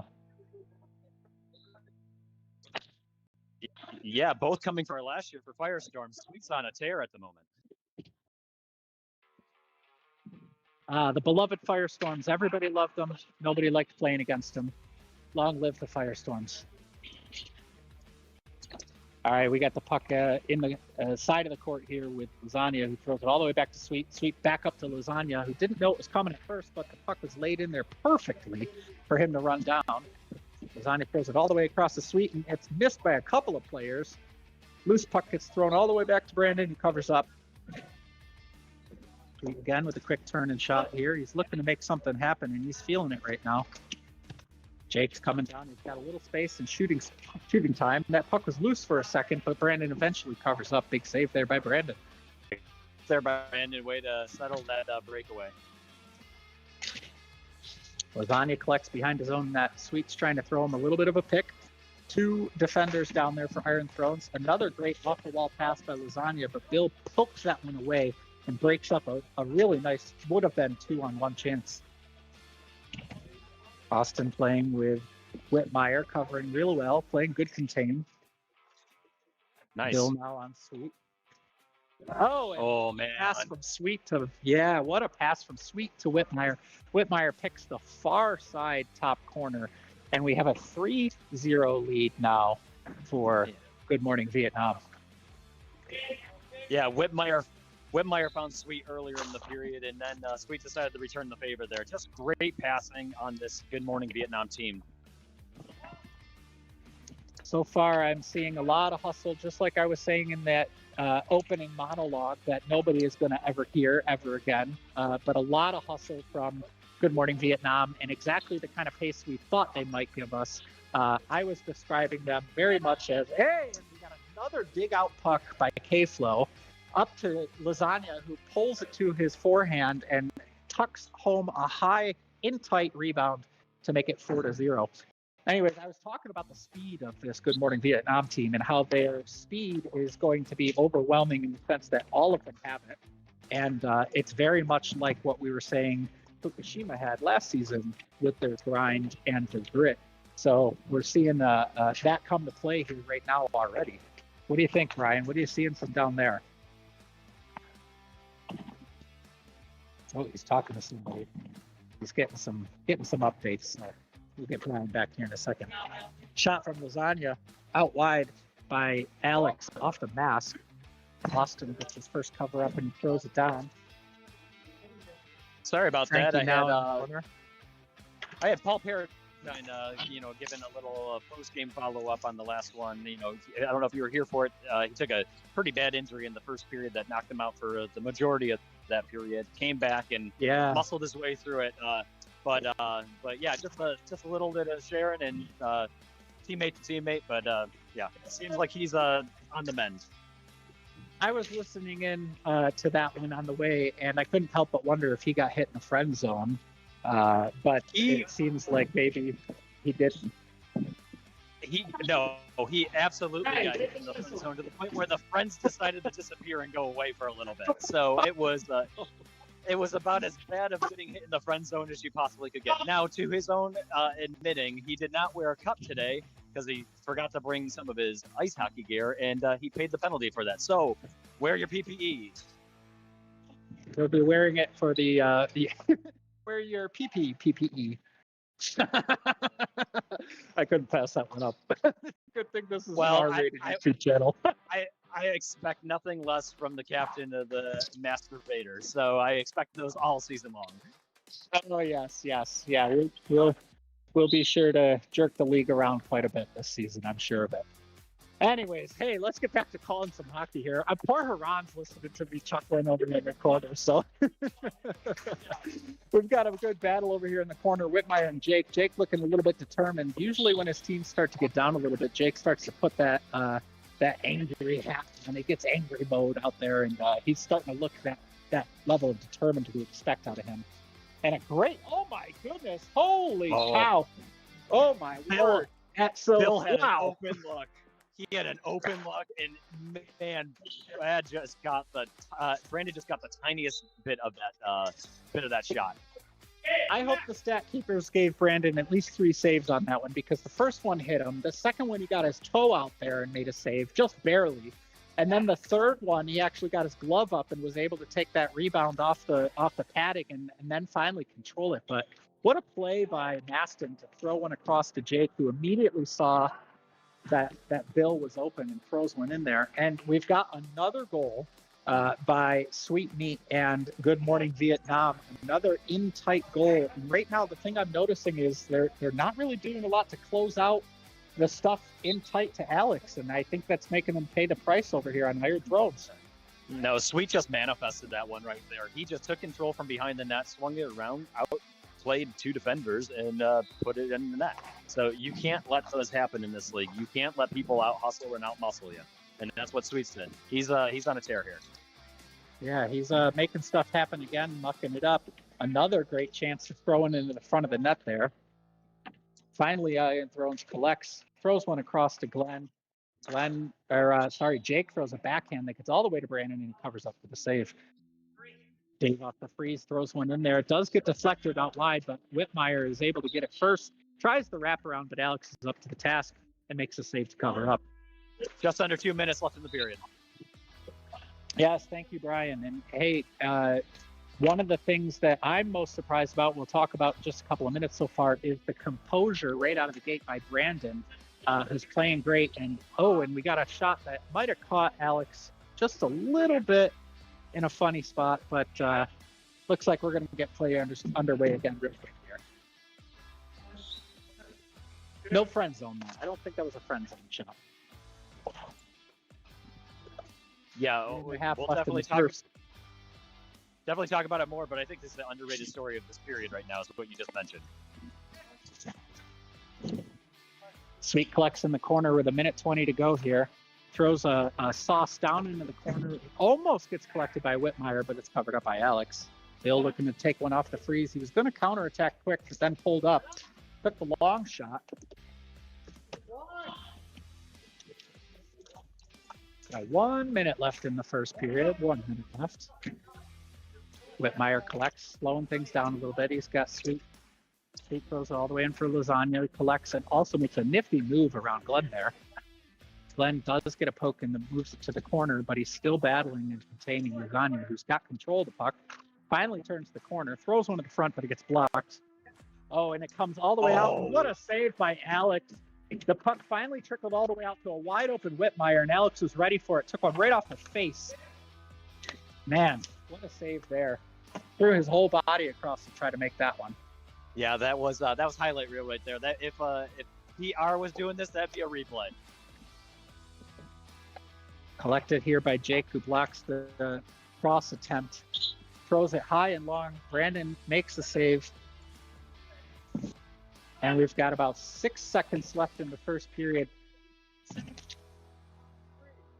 Tying up down here, and I think that's going to do it. Hey, I didn't want to say it, but what about that first period for Brandon? What a period coming in, first game, first period, already gets his first shutout period, and looked fantastically composed in that one. I think that's the story of the first period so far, because Iron Thrones have had plenty of good chances. But Brandon is looking mid-season already out over here for Good Morning Vietnam. Yeah, absolutely. I think Good Morning Vietnam feels confident in maybe putting a little bit more pressure into the offensive zone based off of Brandon's play today. And the big thing too is that Good Morning Vietnam just seems to be able to move the puck wherever they want here.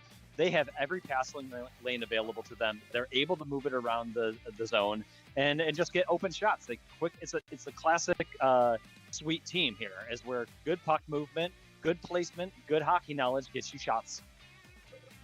Yeah, it was not a slow first period for either team. Obviously, Fukushima playing very quickly, but Iron Thrones seemed to be trying to push the pace with the counterattacks as much as they could as well.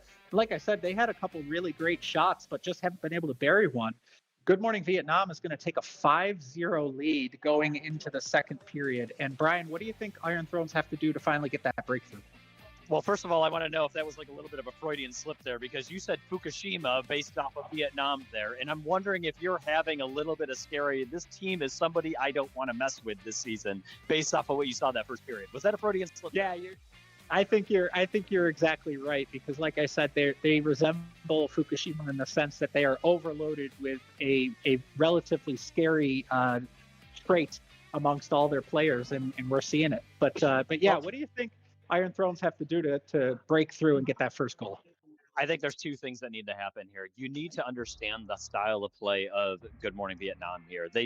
How they move the puck, and you got to be present and aware of where those lanes are, and you got to take them away from them and force people to shoot first, not pass first, which is odd in this league. It's not always the strategy that you think of.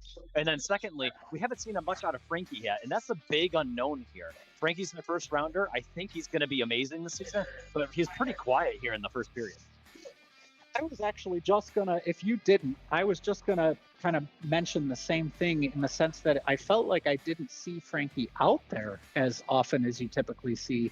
a first rounder. And maybe he was trying to do the teammate thing and subbing in and out as much as he can. But I'd like to see him try to take over the game a little bit and live up to that first round draft status, because he's going to have to eventually be able to put that kind of play out there for the Iron Thrones. Absolutely. All right, we were down in the. Go ahead, Ryan. Yeah, I sorry. was just gonna say we were down our first rounder for most of the first period, and that's a tough thing to deal with in this league when you rely on that firepower from them. So Frankie's they got to see that out of Frankie this season, this game here in the second period. Oh, big save there by Alex. That in tight play actually almost had a chance. It looked like it went off his helmet again. And then Frankie went back the other way and took a very cheeky backhander that Dave blocked, and it went out over the bench. So it's going to be Iron throwing the puck off the whistle here. Ooh, that just missed that far post low corner there. And I see Frankie taking shots again. So yeah, they got commission on the high stick there. Dave came into battle against. Oh, and it turns over right in front to Frankie, but a great block by Lasagna there. He's feeling it a little bit. Yeah, Frankie wanted that. That's 2 in a row that he missed that he knows he wants. So it's going to come. Yeah, he's starting to look like he's realizing that he's got to put a little bit more out there as that first rounder and try to take over a game. And he's making runs that I'm seeing a little bit more often than in the first period. Yeah, maybe a little more aggressive than is typically liked in this league. He just throws off his glove. He's trying to hero it now.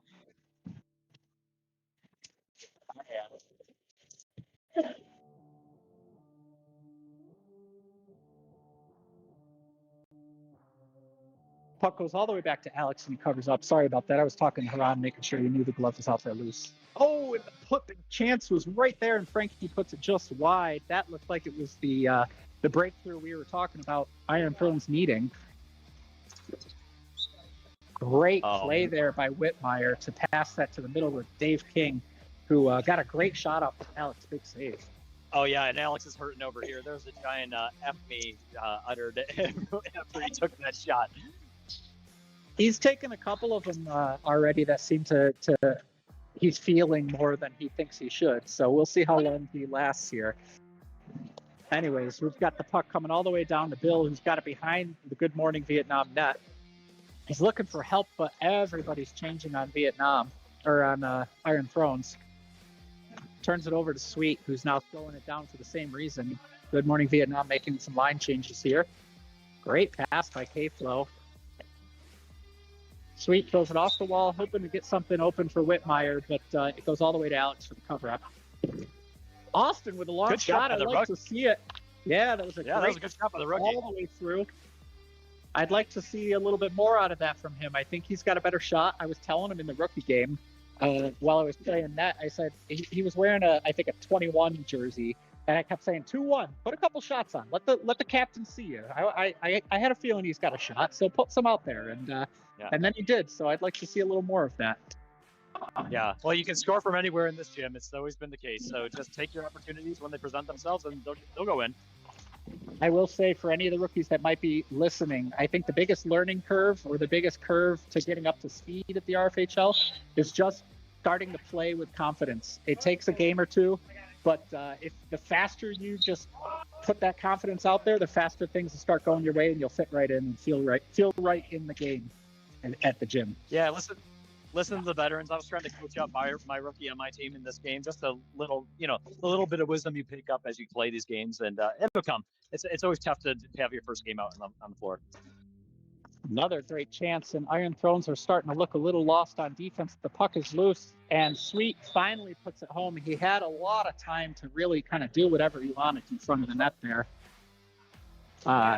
The Good Morning Vietnam team is moving that puck, dare I say, Firestorm-esque. Yeah, I mean, this team is built like that team was. It's very similar. I mean, Whitmire has Bill Smith qualities as they're battling head-to-head out there. I mean, there's a lot of similarities to this team. Frankie collects along the mid wall and throws a shot on that looks like it got a little bit blocked. He goes for the wrap, but I think Sweet made that save. Frankie goes for another shot. It's just wide, and it gets cleared all the way down by Good Morning Vietnam. Glenn collects behind his own net. Whitmire quick in pursuit. Now we've got Frankie and Lasagna, two speedsters right here. Frankie goes up to Bill, throws it on. Brandon might not have seen that one as cleanly, but it, again, just wide at the net. Iron Thrones are starting to get more shots, but they need to find a way to put them on the net between the red pipes. Yeah, and they just need to connect. I mean, Glenn's another person out there that he's sneaky. He's good for two, sometimes 3 goals a game. Oh no! Oh, no, they're getting closer. That one hit the post, very cleanly hit the post. Definitely was not in, but it was a solid post shot. Looked like it maybe went 5-hole on Brandon. Dave throws one off the wall. Matt Whitmire cannot collect. It goes all the way to Alex, who covers up, throws a quick counterattack to Frankie, all the way across to Glenn, who just chips it high. What a bang play that was. They almost had their first goal of the game on a really nice passing play. This is like this is week 1 play of old, where you're just seeing a team start to gel as you from the first period to the second period.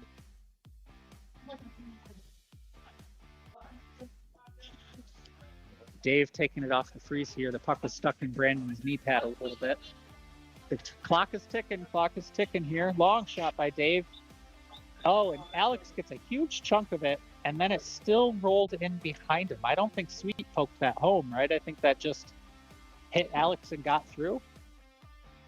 I don't know. I just heard somebody over here say that doesn't count, and I was looking at my stat sheet here, so I didn't hear what the reasoning was for that. But I haven't seen them add it to the board yet. So, oh, interesting. Okay. Well, it is 7-0 for those of you at home listening in.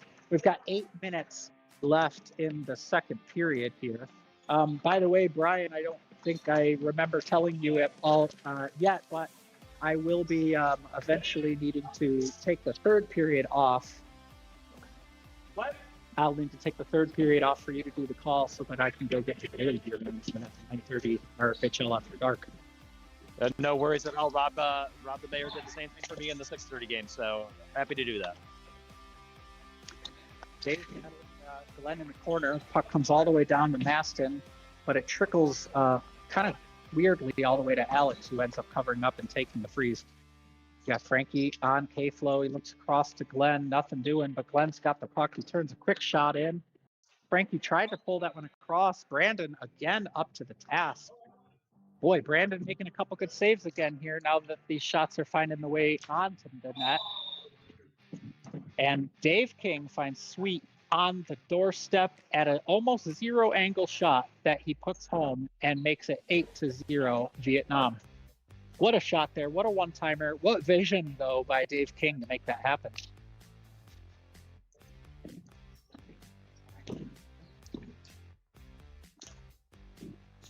Ryan, can you still hear me, or is everything all right over there? No, all good. I was updating the score bug. Sorry. Oh, is that the first goal? No. Oh, sorry, I was updating the score bug. I was 1 goal behind. Yeah. All right. So the scoreboard here says 8. I thought that last one made it 9, but I could be incorrect. I can check with the stat keeper during the half. Yeah, we'll get everything settled with the or the stat cheater, because I thought it was 9, but the scoreboard says 8. It's what? Good luck to Sweet there. 6:10 left in the second period. I thought you were telling me the score. I was like, no, it isn't. Haran's over here giving me harassment. Haranimo. Now, I called that in my 2 periods in the first game. I didn't miss them over there, so I'm glad someone's paying attention over there. Here's the funny thing is I was going to make that call, and then I got really hung up on wondering what the actual score was, and it caught up to me here. So I'll admit my faults, but hey, clean it up in the third period for me. No worries. All good. It's a week 1 for everybody. A-Flow throws the puck all the way back down to his own end to a reset with Sweet. He picks his eyes up, looks across, doesn't have much, goes to K-Flow, tries to throw it into a streaking Dave King, but it's blocked by Maston. Puck's in the corner. Jake and Dave King. K-Flow with a long shot. He had a clean look. and it goes high and onto the back of the net. It's going to be Iron Throne puck. The score is 8-0 on the board. Long shot here by Maston, saved by Brandon, who sets it down for Whitmire. Whitmire to Sweet, tries the one-timer, but Maston was within stick's reach. Goes to the corner to Bill, though, and Bill collects. And this is Vietnam's speed line out here again, so they're trying to make something happen. Long shot there, hits the back wall and landed and stayed on the back of the net. So it's going to be Vietnam with the puck to start here. Whitmire, Lasagna, and Sweet out there against Austin, Bill, and Jake. Puck comes clean to Jake, who had a great chance. Brandon just had to stand still and make the save. Jake had probably their best chance yet in terms of a clean, dead center, danger zone look. What a pass there by Lasagna. All the way to Alex Sweet. just It robbed gets him. through. Alex made a great save there. You're right. You probably had a better look at it than I did. He got the stick. It was horizontal stick. He got on it. He dove for it, and it was just a perfect play. Sweet had a full, wide open net. The other thing we haven't talked about is Sidor's not even playing. They're down a player this whole game right now. Yeah. Bill with a shot saved easily by Brandon, hit him right in the logo. What a logo it is on his jersey, too. He's got the 30th season logo on his jersey down there. I know. I saw that. I was going to comment on that, too. It looking good down there. Love it. Sweet collects. He's got his eyes up. Oh, and a bad bounce comes to Glenn. He's got a clean look again, but the shot goes right off of Brandon, dead center. Puck goes all the way down. Bill collects. Long shot. Bad save by Brandon. Glenn had a chance to put home that rebound, but Sweet is there to muck it up. And eventually it gets covered up by Alex. Another great chance by Iron Thrones. They're starting to feel like there might be a breakthrough coming.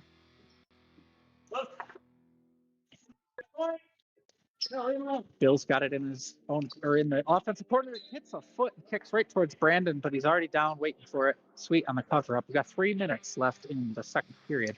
Gets into Whitmire, who's got it. He's got space. He's got time. Alex with a big save in front of the net. Whitmire eyes up, takes a shot. Alex, another great save there. He's trying to go top far corner there. What a shot by Whitmire.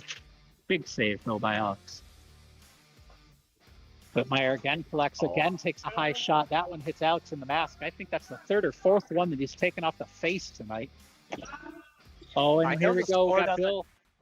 The score's not reflecting it, but Alex is making some absurd saves here in this game today.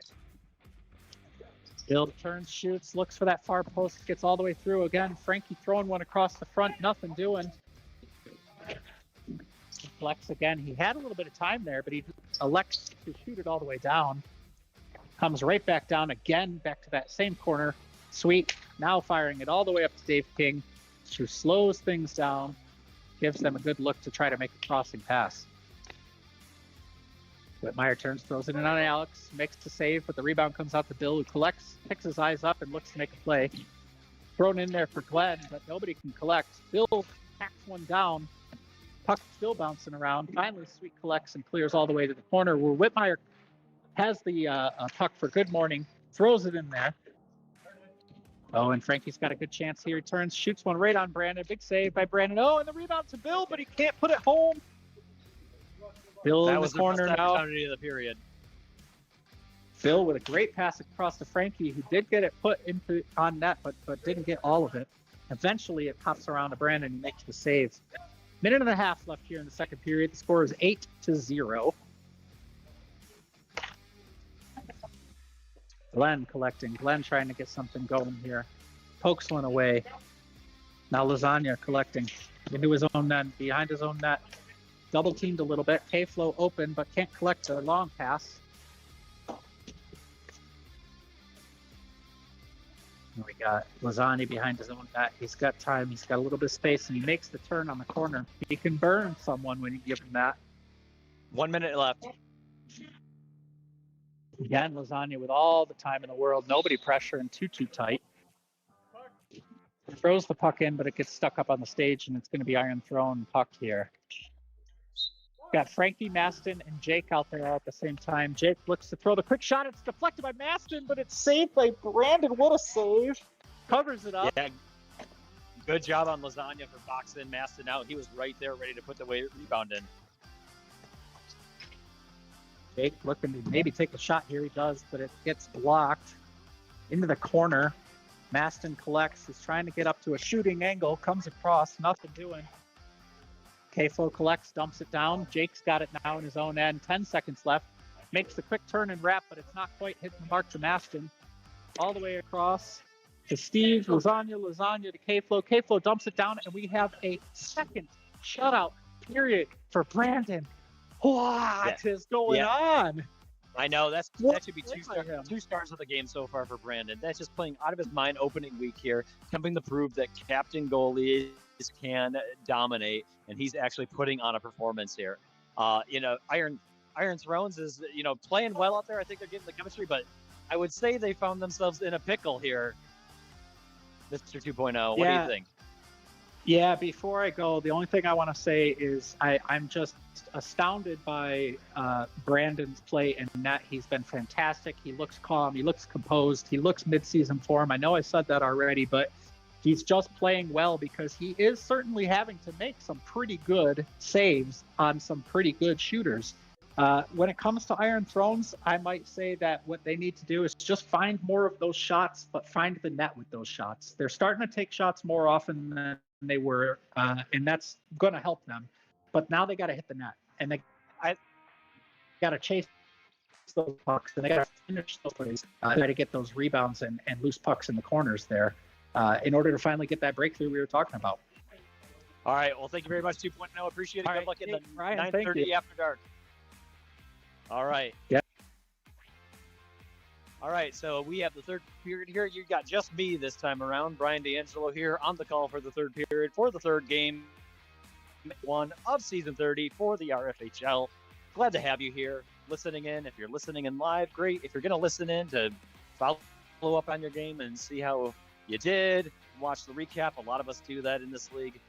We would like to watch the games. We like to see what the commentators said about us, and we like to create bulletin board material. But, man, I'd say Good Morning Vietnam is playing out of their mind here. Sweet has found the offensive firepower.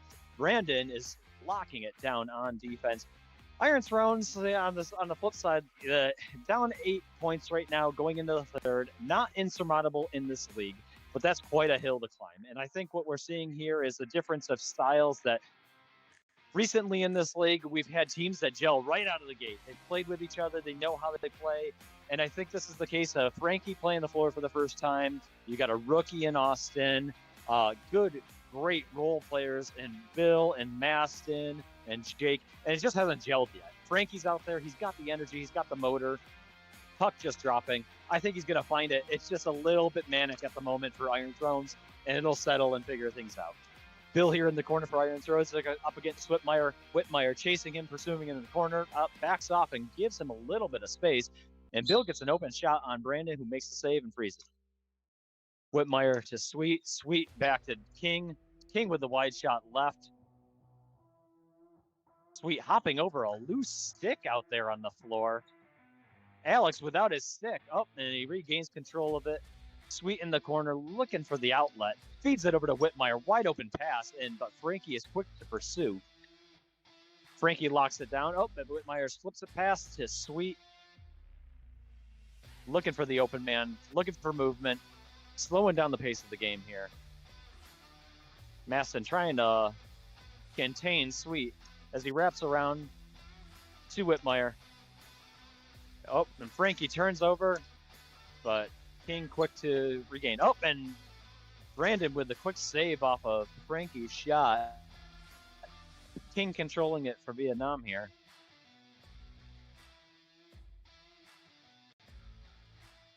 You can see the slow, methodical play of Good Morning Vietnam at the moment. They're, settling in. They're moving the puck. They're not forcing anything. I think they're just trying to feel out the chemistry, keep that up while they got this 8-goal buffer. Oh, and bad pass off the wall. Oh, and Brandon with the leg save against Frankie on the breakaway. Bad pass off the boards. There's those little bit of spots. And it happened again this week, 2 times in a row, hitting the jutouts in the wall. As a floor player, you hate when that happens because you put the good shot. Oh, and Whitmire with a good block on his end, helping Brandon out here. 2 bad bounces on Vietnam's part, and Iron Throne almost capitalizes. Bill Smith, exclamation point, with the puck. Feeds it to Frankie down low, and he gets the goal and throws with the first one. Frankie breaks the seal on his rookie floor season, and we have a 1-8 game here in favor of Good Morning Vietnam. But Iron Thrones gets on the board, gets rid of the goose egg, and there goes the third shutout period for Brandon. But man, that was a beautiful shot, low angle percentage, just a great shot for me there. Really, it was John Fosse-esque of a shot from my angle here by the basketball hoop. Anya takes the face-off on his own, feeds it over Alex's shoulder. Jake gets the puck in the corner and feeds it down to no one in the Vietnam zone. Lasagna with the puck in pursuit from Glenn. Glenn with the solid defense, but Lasagna works his way around all the way, taking it around the world and just goes over the top crossbar. Whitmire with the shot on net. Alex with the save. Glenn to Jake. Jake to Austin. Jake recovers the rebound, and Whitmire takes the puck behind his own net. Glenn with some full pressure on him. K-Flow back out on the floor. Jake with just a wide shot. Good opportunity. Brandon didn't seem to see it. Oh, Jake gets the rebound in his own end. Slap shot on net. Brandon with the leg save. Glenn, being the gnat that he is out there, pestering. And K-Flow with a great shot on Alex. Alex with a save. Oh, cross feed to Steve, and he just misses it. Alex is getting peppered down here. He needs his defense to give him a little bit more support. All right. Sweep back on the floor, subbing for Lasagna. K-Flow posting up, down in their end. Up, and it goes all the way back to Brandon for the freeze. Another sub for both teams. Dave King back out on the floor. Defensive, often defenseman of the year in his long career here with the RFHL. Sweet with the pass across the K-Flow. Gets stolen by Jake. Jake with two opportunities, but Brandon stalls him. Jake trying to just will it and make it happen. Putting the team on his back, and we go up and over the netting on the stage. And comes back. It's all the way Gray's puck off of Orange. We have 10 minutes and 27 seconds remaining in the third period. Thanks for joining me here in the third game of the night, opening week. The season to celebrate here. Throwback 30. We're celebrating all things RFHL. We're celebrating the logos, the teams, the champions, oh no! Bill misses the goal by inches. It was on the goal line. And Brandon didn't have a clue that the puck was there, and just gets lucky on that. As Iron Thrones tries to recover and come back from that. Brandon out of position. Dave bailing him out on the left side of the net. Feeds it down the boards. And Sweet recovers the puck after some jostling as K-Flow subs out and Lasagna comes back out on the floor. Jake taking it all the way around. Glenn in the corner. Feeds it back out to Jake. Just a rough position to have that puck in. And Jake backs out of the zone trying to make it happen. Lasagna with the puck. Jake with the hard shot just goes right of the net. And Bill recovers for Iron Throne in hot pursuit from Sweetmeat. Frankie back out on the floor. And we're going to have a puck turnover. Frankie with the elbow to Lasagna's face. But in good sportsmanship, turns the puck over, makes sure he's okay. That's what we like to see in this league.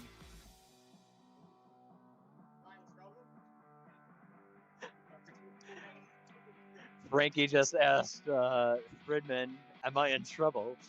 Not knowing the floor rules, wants to know if he's in the penalty box. Sweet jokingly says, yeah, you're in trouble. So, but I do appreciate the sportsmanship here. Obviously, we don't want anybody to get hurt. We want everybody to, go home safe to your families. We've already had multiple injuries tonight. I got a black and blue ankle at the moment. I know Paul Paradine's hurt in right now, and he's icing a few unmentionable parts tonight. So I think we're going with the goalie timeout here at 8:59. Because it's in the gym for these first opening weeks, we often have a goalie timeout in the third period after the 10-minute mark, just to give goalies a little chance to have a breather. Blotz knocking down the table, entering, makes a dramatic entrance in his first week back here. We love it. So yeah, 30th season here, throwback 30. We're celebrating everything, all the lore of the RFHL. If you haven't joined the Discord and you're in the league, make sure you get in there. Lots of fun comments and lots of chittering, chirping, memes. We love it. Oh, and Frankie with the second goal for the team gets Brandon on the 5-hole, and we have here in the third period as I get the score bug updated. Just 1 minute as we update that. 8-2 for the game with 8 minutes and 26 seconds left. Whitmire with the puck.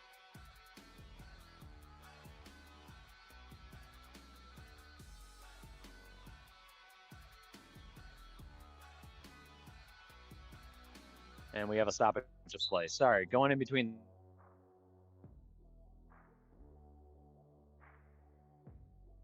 But that's okay. Appreciate you being with us here. You could be anywhere in the world, but you're here with me tonight, and I appreciate that. Oh, and Bill with the wide shot, but good look.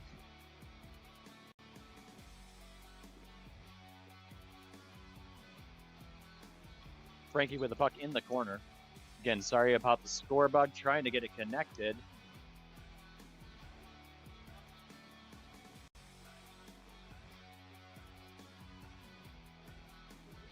And I think we're back up online. Thanks, folks, for bearing with me. It's a one-man operation here in the third as 2.0 has to get ready and get his pads for his goalie re-debut in the RFHL After Dark, which is our 9:30 game every week. Sweet with the puck, feeds it all the way back to King in their own zone. Frankie in hot pursuit. Oh, and King accidentally banks it off of Brandon's pads and trying to get over to Sweet, but just a little bit of a faux pas. Frankie almost makes him pay for it. K-Flow back out on the floor for Vietnam. Frankie with the puck. Feeds it over to Maston. Maston tries to kick it in the net, but you can't score that way, Maston. Come on. And Brandon with the freeze. K-Flow funnels it all the way back down to Whitmire in the offensive zone. Tries to get over to Sweet, but doesn't happen. Frankie all alone. And K-Flow gets a stick on it just to prevent the one-on-one. Frankie looking for the open man. Feeds it all the way to Austin in the corner. Just a little bit out of positioning for the defense on Iron Throne. Austin with the puck as he fires it down to Frankie as we hit 6:10 left in the third period of the third game. And I get the finger point from the ref, who is acknowledging the presence of mind for this solo broadcasting team. I'm also noticing, too, we got a new YouTube sign on the back of the net. I love that. So whoever was responsible for the new YouTube sign, looking good.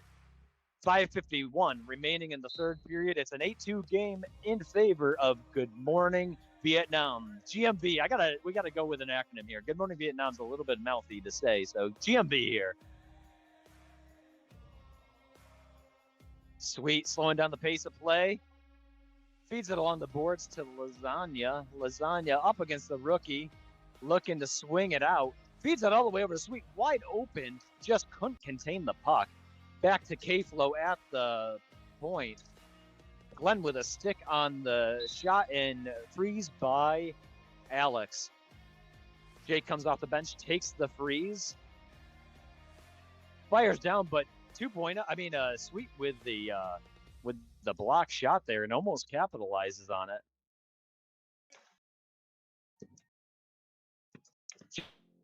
Jake feeds it all the way down to Glenn. Glenn and K-Flow battling, asking to move the puck. Got a boring yell. Oh my goodness! And Sweet with the perfect feed to Lasagna just misses. K-Flow with the one-timer.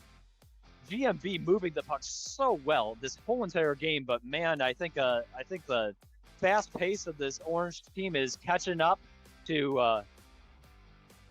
I don't even know what happened there. I can't see it. That looked a little sketchy from my view, but I think Karan's laughing it off. I do not think any hands on Jake's end touched the puck, but and Glenn sneaks one in off the glove of Brandon. That was an odd play. Jake blocks the puck with his body, doesn't get called for anything, hops back up, takes the shot, goes wide of the net, and Glenn to bank shot it off of Brandon's glove, and we have an 8-3 game with 3 minutes and 53 seconds left. 5-goal game. That's a lot to come back from with less than 4 minutes, but it's been done. We've seen it before. I just need to get a little bit more connectivity here going between Thrones team. Whitmire corrals the puck, feeds it all the way back to Dave King. Dave looking for an outlet, back to Whitmire. Whitmire crossed to Lasagna, but intercepted. And Glenn, oh my goodness, Brandon outstretched and blindly robs Glenn of a goal there. That was a beautiful opportunity by Glenn. Oh, and Whitmire sneaks it 5-hole on Alex. And now we 9-3 game. That's the first goal for GMV in this period. Third period, I'm realizing the period number is not updated on the score bug. Apologies there. Again, week 1 for everybody, folks. 2 minutes and 55 seconds remaining in the period. Maston with the puck. Hard shot. Hits Glenn. Oh. King with the puck. Backhand all the way down the boards to Sweet, who gets it in the corner. Maston in hot pursuit. Throwing that big body around. Maston trying to pick Sweet's pocket here, but not happening. Whitmire with the shot goes high and wide. Sweet with the long shot goes wide of the net. Whitmire Orange is just controlling it. They're getting their own rebounds. They're taking their shots. They're controlling the pace here. Aaron Throne needs to make something happen in these last minutes. Bill with the shot. Brandon there for the easy save. Oh my goodness. And I think that was Whitmire who passes it to Sweet, who does the karate chop swing of the stick. And Alex wasn't ready for it. And we have a 10-3 game. Paul in the way. Just causing mischief there when he's trying to control this game. We're thankful for all of our refs here. It's the thankless job in this league. Shout out to P. Friedman and to Geronimo over on the other side. Reffing the game. So far, the games have been very cordial. Thanks, folks, for treating the refs well and treating your fellow floor players and goalies well. And I give a shout out to the stat person, but I can't see who's taking stats here right now. So down by the basketball hoop. Freeze by Brandon. Sweet with the trickle that almost went in, almost on 5-hole, but Jake gets the puck. We have 1 minute remaining in the game.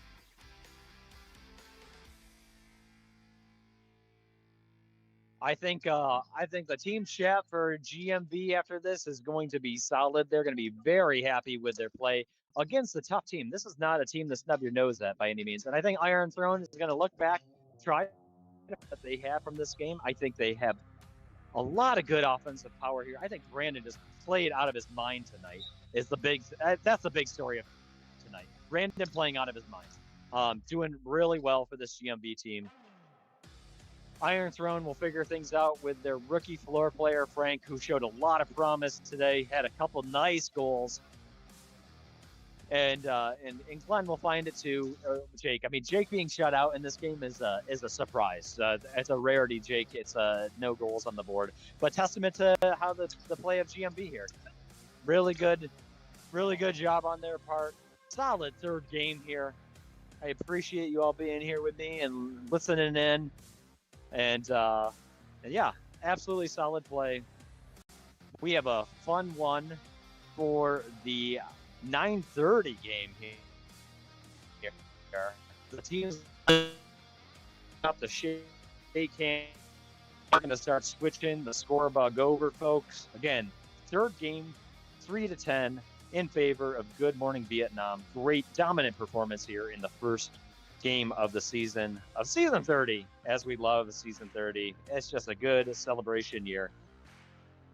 So for the 9:30 game, RFHL After Dark, we have the Master Vaders of 2.0 in goal in net versus Limp Biscuits from that's what I call music season.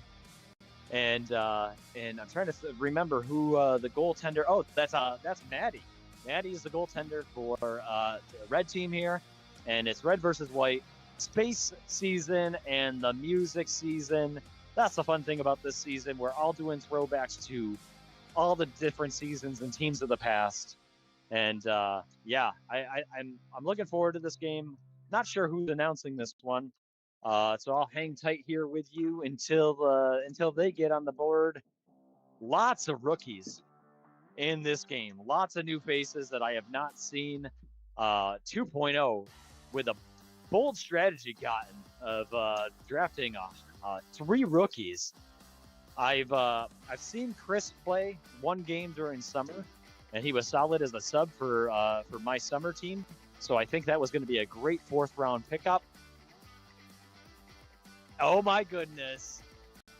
2.0 commenting wants me to notice. Look at my lightsaber goalie pads for the Master Vaders. Red goalie lightsaber pads. It's been a few seasons since 2.0 has been a goaltender. That's going to be kind of the unknown here. 2 unknowns for his team. Unknown for the fact that we haven't seen 2.0 in net in quite a little bit since last time I saw it was in the Scrub Cup, and there was a lot of making fun of him during that game. That was always fun. And lastly, they got 3 rookies on this team. Again, I commented, I saw one of them. He takes a rookie in the first round, which was part of that whole pushing Brad Haynes to the 6th pick of the first round, which everybody was shocked by. So it'll be interesting to see the chemistry of this team. It'll be interesting to see if there's unknowns. I keep hearing that their first rounder had some semblance of John Fosaskness, which, hey, this is going to be a good game to see that. I mean, you got the man, the myth, the legend on the other side in red. So yeah, it'll be interesting to see how these rookies play. You got some classic veterans here like Steve Newberry, who's been playing 20 plus seasons in this league. George with a few seasons under his belt. Blotz has, I think, it's got to be close to 10 seasons if he's not over that already. And then we got Bob Hartman here just floating nearby, giving me the finger as he makes his return too. I know Bob has been a veteran of this league, has been in this league forever, had taken a few seasons off for Altbar and everything, and it's good to see him back on the floor and not just behind the broadcast booth. Who, I think he announced our game, so I'm gonna have to go back and listen to the shit he gave me. So we'll see how that goes. But and then we got Maston now here too. Not Maston. We got Rob the Mayor here, who is always shocks me with his stick handling ability and just the nifty mitts that he has. So I'm excited to see how he plays out here as well. I think we have Alex on the call. It looks like Alex is working his way to the press box. Now, this is a little rough this season. Normally, we post someone up top in the Boner Jams press box, but they frosted the lower half of the glass. It's very difficult to see up there. So I think in broadcast, we're going to have people in the Rob Ray booth. I forgot, we had a name for it over there. And then over by the basketball hoop, we're going to have to figure out the proper names for these things, rename, or maybe the Boner Jams booth goes over there. But we have the whistle. We're about to get this game started. We're going to get the rules, the regulations. Sweet's going to tell everybody to not be a dick. That's within the new rule of this season. And so far, so good. I don't think people have been. But definitely go over the rules before this game because of the many rookies we have here. And then other people that just ignore rules like Bob Hartman. And he gives me the finger again. Rightly so. I think we might get a Bill Smith on this call. I think we got, man, if that's the case, and you get Alex Packard and Bill Smith, are you on the call for this game or no? You are on the call. Okay. Oh my goodness. You're in for a treat for RFHL After Dark. You have Bill Smith, who is probably, quite possibly, the best commentator in this league. If you overheard, he's working on joining the call here.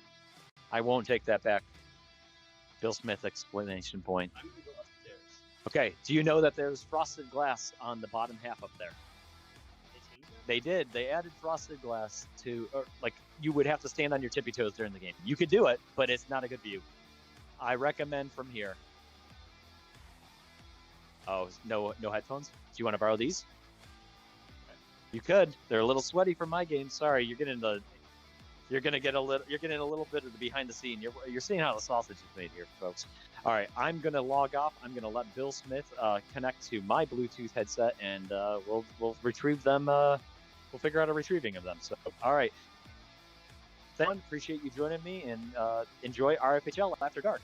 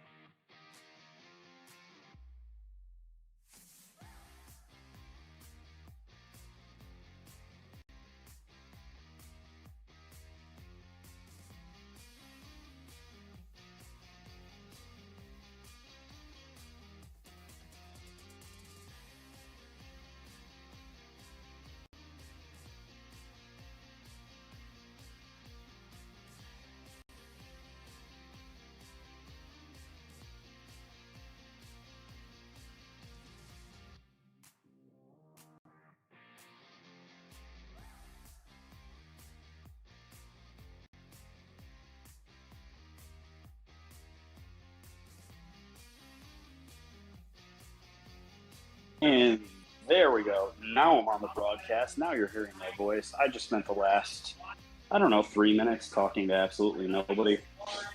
But hey, it was a warm-up. Mostly it was just me complaining about how hot I am, how much breath I don't have in my lungs right now to be talking. Anybody who just watched that 8:30 game, that one kicked my butt a little bit. So just waiting on my co-host here, Brian D'Angelo, coming over to me. I jumped off of it. Where were you 2 minutes ago? No, I know. I'm just kidding. I gotcha. Brian D'Angelo coming over to give me that courtesy. Hey, you're an idiot. We already knew that, Brian. Thanks, man.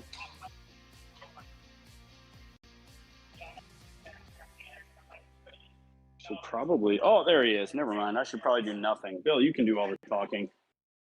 Alex, I am here to do at least some of the talking. Are you over there? I am. Yeah, I just spent the last first 2.5 minutes over here talking into empty space, and then I realized I wasn't even on the right channel, and then I jumped over, and I got out of breath.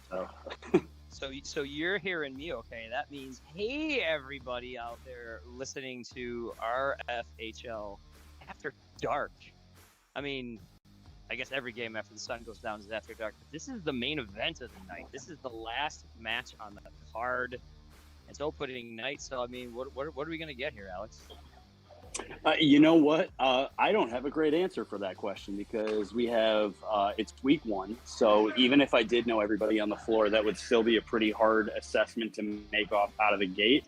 But if that wasn't enough, we have an entire team in white here. Well, I'll say about half of a team in white here that's made up of guys I have never seen play hockey before. So this will be a hockey game.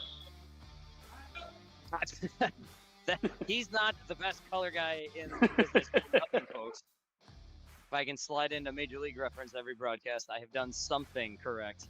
For those watching at home who are familiar with the league, 3 rookies on the white team, the Master Vaders, you have heard that correctly, up against Limp Biscuits here in red. We've got 3 rookies over there. And they're all starting too. So we'll see what happens here. This is the all-rookie line of Steve Foes, Stephen Leduc, Stephen Foes, and I believe this guy over here is Chris. So Chris on the wall, select by Newberry. We got a newbie and an oldie in newbie. Oh, that was poorly constructed. I promise you I'll get it back, Alex. And I promised my captain I'll get my hockey sense back as well over there, fella. Alex and I coming off a loss. And let's give it a shot and a score from Rob Anders. And I mean, that shot looked like Rob has been waiting 4 months to take that. I didn't even see it go in. That's how fast that shot was. Alex, I'm going to use a term that and a shot and a goal, first of his career over here for Stephen Leduc. Alex, are you over there on the score bug? Oh yeah, well, if I'm not, I should be. And it looks like Brian D'Angelo's picking up my slack. But if you're listening, D'Angelo's picking up everybody's slack, producing this game from behind the scenes. I'm wearing headset provided by D'Angelo, using a pen provided by D'Angelo. He's kept score to this point. This entire event does not happen without Brian D'Angelo coming off the wall. Here's Chris, the rookie.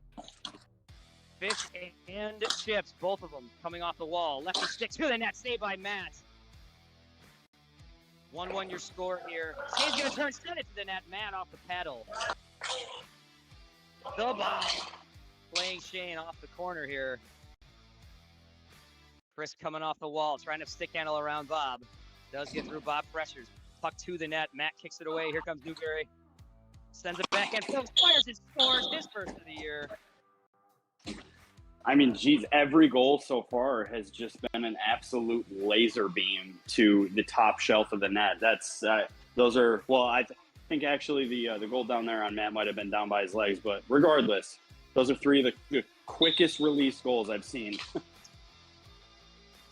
So Leduc, his first of his career, Foes first of the season, his 428th of his career. That's more than I have, and I played a lot more seasons than that guy. There winds up and fires. Rob Anders looking for his second of the night, sends it to the net. 2.0 with a save. 2.0 back in the net. Captain of this team this year, this season. Goalies are the captains. 2.0 captaining the Master Vaders. So not the Apprentice Vaders, the Master Vaders. Paddle saved by Makarchuk down here. Jade on his hindquarters. For anyone watching that can't see the angle down here, Chu got real lucky. That last shot hit the post, so that's why that was a no-goal. Played up the wall. George trying to bang that away. He does, and Kurt sends it out. He takes a change. Steven Foes to the net. Takes the shot right there. Nice save by Makarchuk. And a huge pass by Shane Reisinger. That was a really heads-up play right there. Big save by Matt, but what a pass by Shane. Matt has been very, very sharp in this one. Doing some statistical analysis. Makarchuk, everybody at home, the all-time save percentage leader in this league. Tied for first with a couple of goalie greats in Mark Z and Frankie. And Rob Masson with the call down here, lungs full of air. Sounds great. Sounds great. Here's Leduc off the wall, back into the net. Anders playing some defense. I couldn't see if that got to Makarchuk's pad, but heads into the corner. It did not. That was all a defensive effort by Rob Anders. He stood real tall on that one. Blotzer bangs one down. Here's Leduc, backhand, finds Foes. Turn, firing, this goes wide. This is going to be a potent one, too. Steve and Steve. Oh, room for Foes to come in. He wires one up over 2.0's head.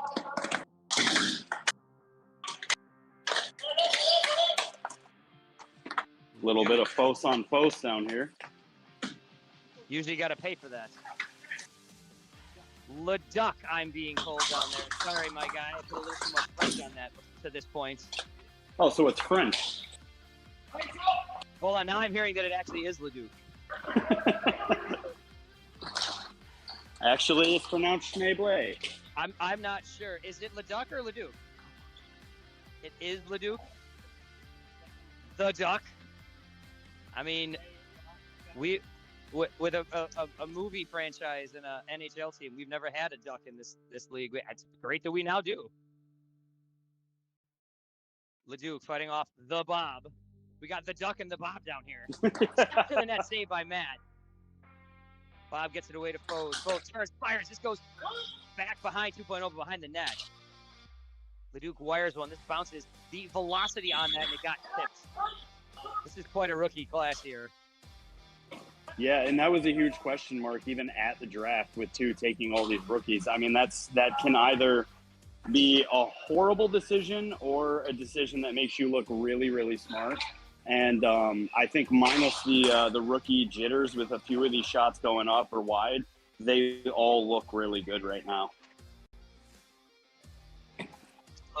Sent well down low with the Master Vaders, and Fish and Chips is going to bring it across mid-court. Gets it across to Chris. Chris on his back end switches sides, trying to push through Newberry.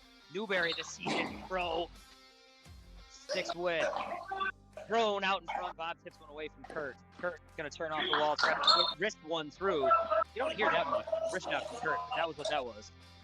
Another wrist out from Kurt. What year is this? In 2.0 doing his best Dominic Hasek impression on that last one. Nice save. 2.0 back between the pipes. He's got 7 goalie seasons under his belt in the past, but it's been a hot minute. Foes now backs up. Foes with the, I don't know if that's a child's bucket, a toy, or just an old helmet. I can't really tell. I think it's actually an old fishbowl. It could be an actual fishbowl, yes. Wrist shot to the net. 2.0 kicks that one away. George tries to place one in the top corner. Almost hits Rob Maston down the other end. Oh, out in front, down there towards your backhand. Stop by 2.0. What a sprawling save. Red making changes, going to give Shane an opportunity. Puck gets another chance.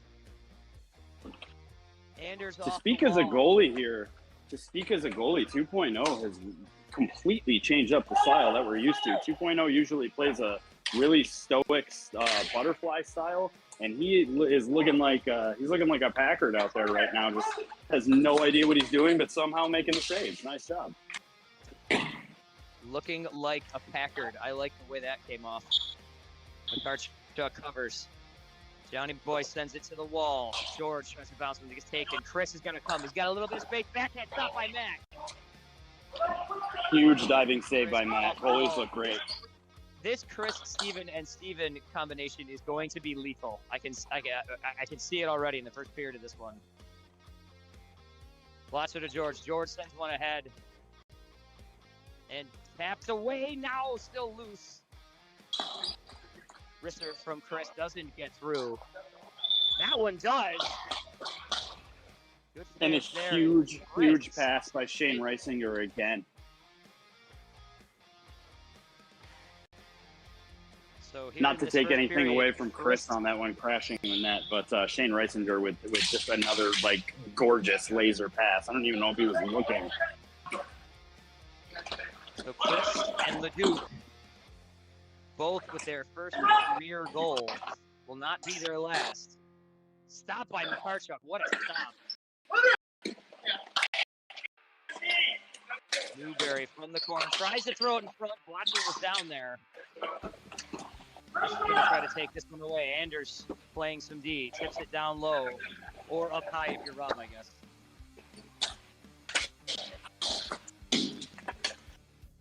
Steve on Steve action down there. Here's Leduc. Bounces off a stick from Rob. Lined up and fires from Chris.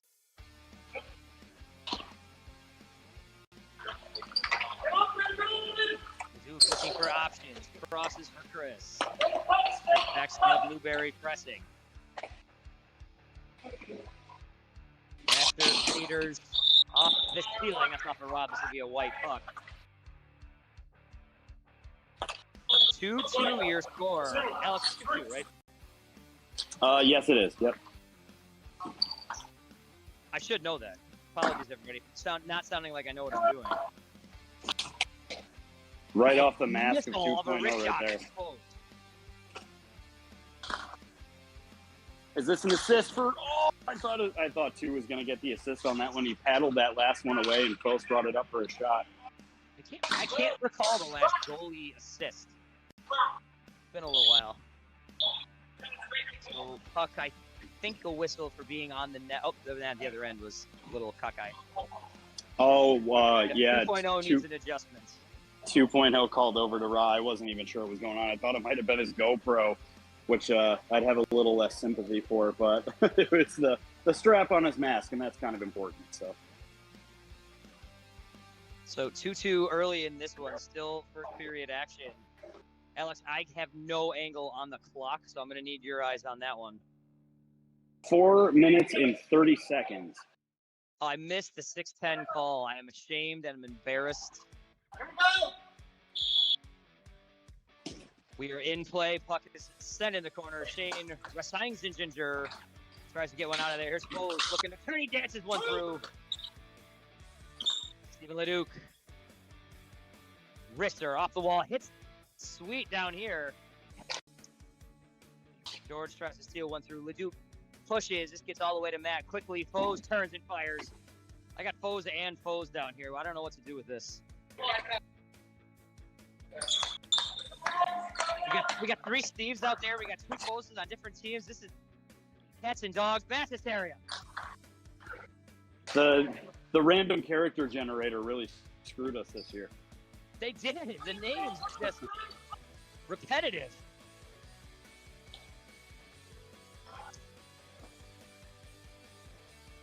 We always say it's just the same game recycled over and over again. The developers are really letting us down. Their gimmick's entertaining. This has been fun to watch. Fish and Chips, both of them behind the net, taken by Foes. John Foes, backhand doesn't get through. Nice deep from Fish and Chips. Then a backhanded 2. That's a nice little stop there. Yep, heads up cover by 2.0 right there. He needs to settle it down a little bit. His rookies look really good offensively, but they're a little scrambled on defense. And there's a finish from Chris. Huge heads-up play by rookie Chris there. He's looking real good, looking like a seasoned veteran out there. Just a huge heads-up play. Chris might be this is a hot take in the first period of his first game, but Chris could be the steal of the draft. Given where he was taken, the round he was taken in. 2.0 took a chance taking 3 rookies who never played in this gym, but clearly are ready to, I should say. Although Chris maybe has played in a Winter Classic. Am I right about that? That I don't know. I know for a fact he did not play in the rookie game, so nobody had any idea if he was going to translate well to the gym. I almost want to say they said he played in the outdoor league, but I don't know. After noodling that for a second, I think it was summertime. Yes. Bert winds and fires. Fighting for a stick there from John Foes. Anders will come off the freeze. George to the net, kicked away. Save and a beaut from 2.0. John Foes to his backhand around John Gilson. There's 3 Johns in this game. We need some new names, people. Oh, here's Chris looking for his third. Matt with a save.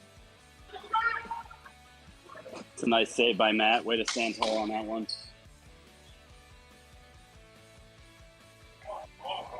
Fish and Chips here. He's going to dink one down. Rob sends that one back to where it came from. Fish and Chips and Rob here just playing catch. Leduc will pinch in. Stop by Chris at midcourt. Leduc down low. He's got Chris heading to the net. John Foes on the coverage. Leduc being pressed by Rob. Leduc turns. Cross pass. Finds Chris. Right. Good block from Rob Anders. Hope that got on the stat sheet. There's a bouncing puck that's going to Another one that hits our illustrious commissioner over here. Oh, and a pass in front. Chris was there. And this squirts out of play.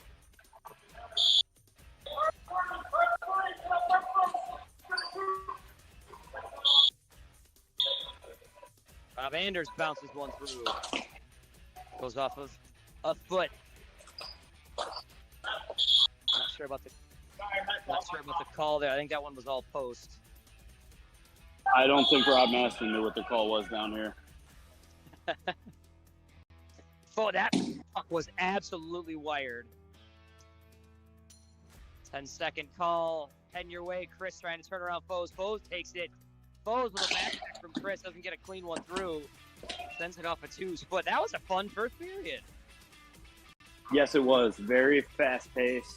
A lot of action on both sides. So like I said, this Master Vaders team, they look really good offensively. I think they just need to kind of settle themselves down in front of 2.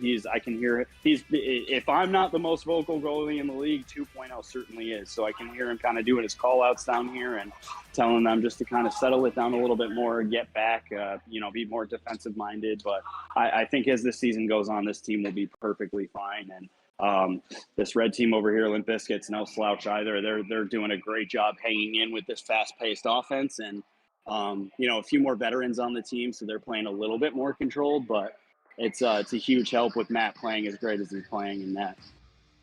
I was going to come with that very point there. You've got this 3 rookie lineup with Steven, and Chris.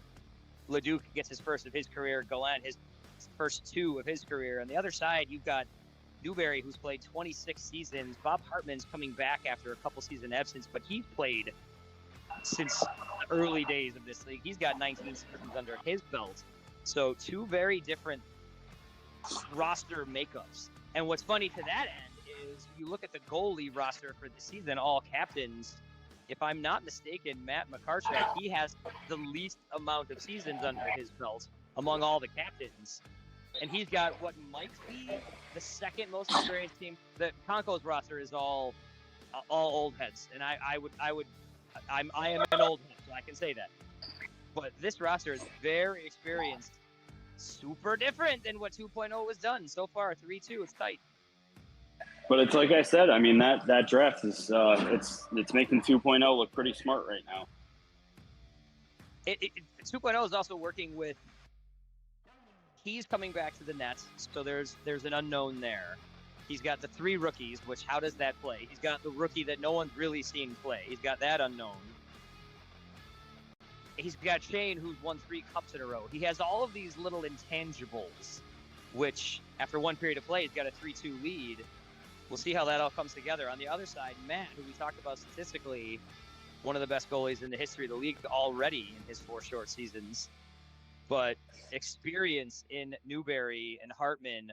Blotzer's played for quite a while. George has got a bunch of seasons under his belt. Rob Anders, he's not really new anymore. And John Foes, in only 8 seasons, is 9th all-time in goals in this season, in this league. So, 2 different rosters. I think Matt put together a really smart team, too, because he's got Foes to, I genuinely believe Foes could just be his own team at this point. But he's constructed a team of guys that are really solid right and left hand mans around him, and you're seeing it play out. Foes kind of drives their offense and kind of drives the transition back to defense, and the other guys just all know exactly where to be around him, and that's why this is only a 3-2 game after 1 period. In the during the 7:30 matchup, a few of us were looking at some of the numbers that Mark Seeger. Good grief, my guy. What this guy is contributing to the league in terms of just organization and note-taking and statistical analysis, and just he's an all-star, that guy.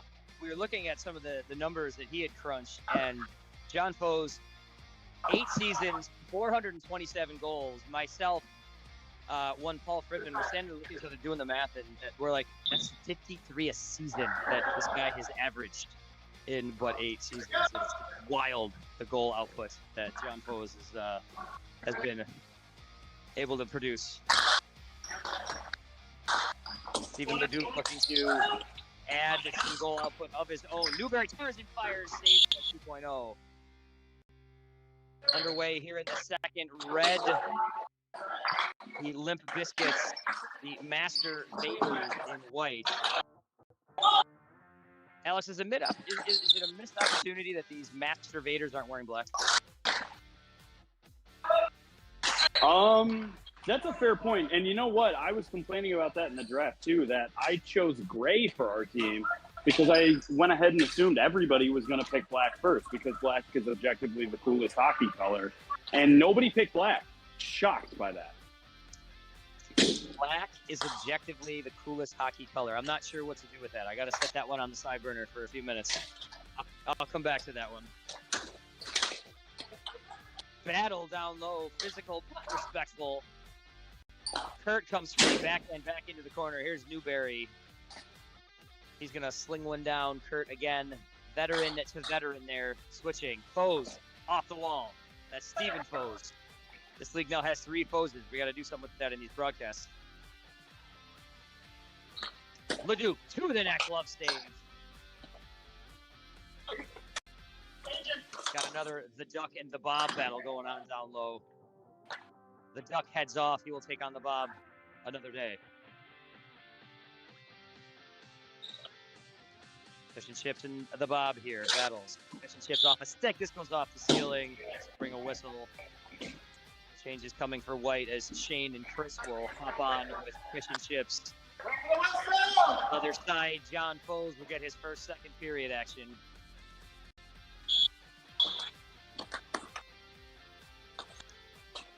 Shot and a score. And Chris gives it right back to Shane with just an absolutely perfect pass right up the middle. I mean, it literally looks like those two practiced before the season started. They just have great chemistry right off the bat. So Shane with his first of the year, the 80th goal of his career. Hats off to that guy. Does he really have 80?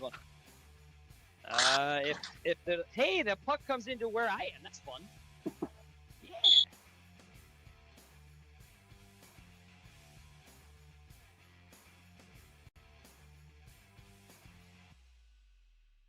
Alex, I'm not gonna lie, I miss the press box up top. I mean, I was going to ask why you didn't go up there. Are we not allowed up there anymore?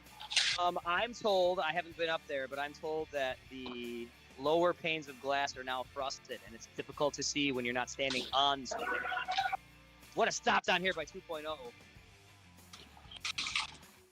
Whoever hotboxed the press box, you're on the list.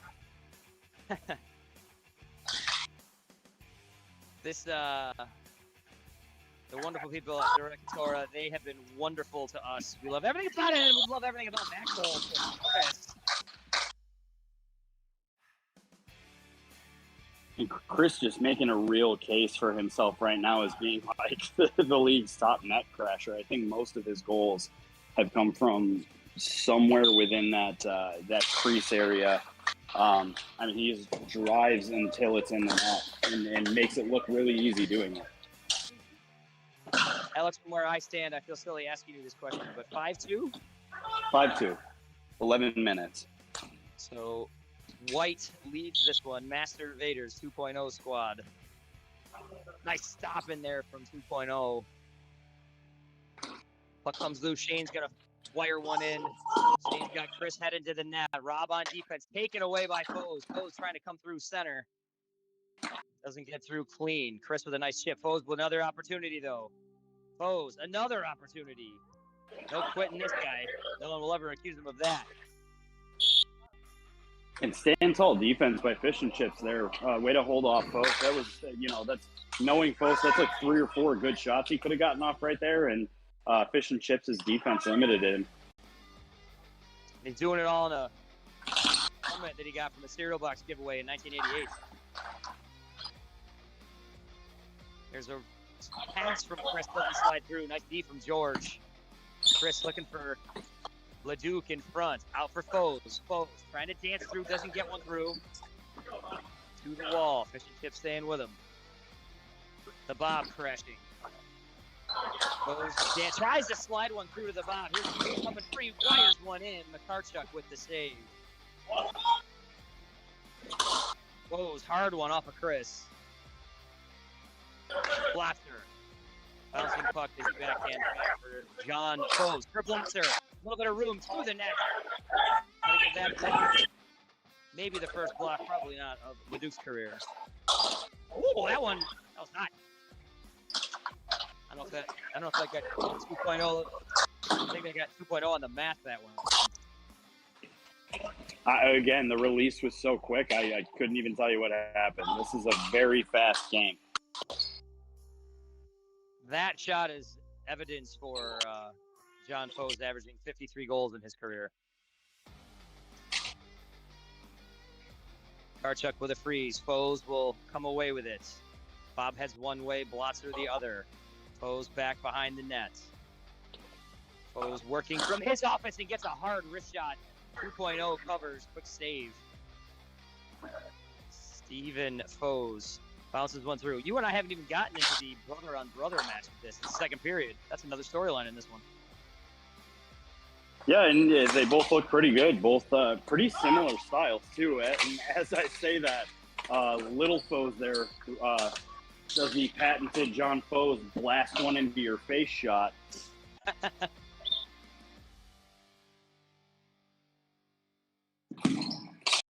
The sound on that shot was fabulous. Here's a low, tight angle shot from Leduc trying to just jam one in. Matt up to the save.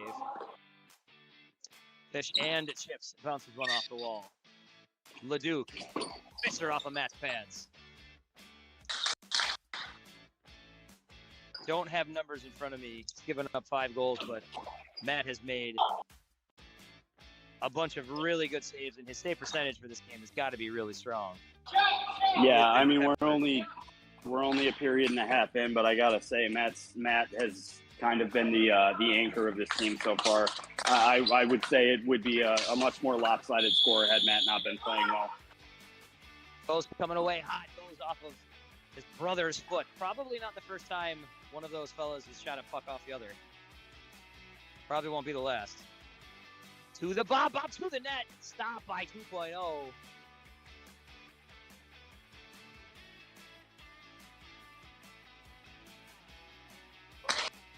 High stick there. He'll learn. You can't raise your stick up that high. That's he'll get there.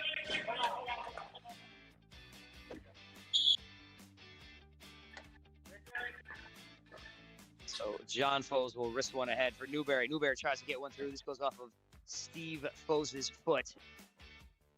Newberry up the wall, returns one to Foes. Anders sliding to his left. Foes working from his office. He's got a desk back there, potted plants. Great view of everything. I want to say that's the first time this game has taken a breather. That is true. Playing hard the whole time. There's Newberry with some space coming out of his own zone. To the net. 2.0 sees that one in.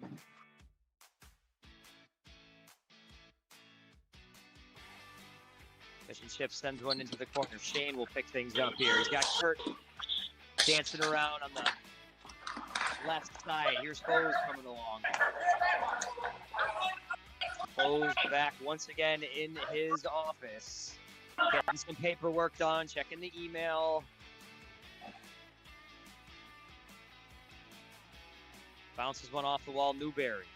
Tries to bounce one down low, came off a little soft, maybe just slipped on the shot, and a bouncing puck goes wide of Matt. Foes again retreating into his office. Bounces one through, Fish and Chips will send one away, take a change.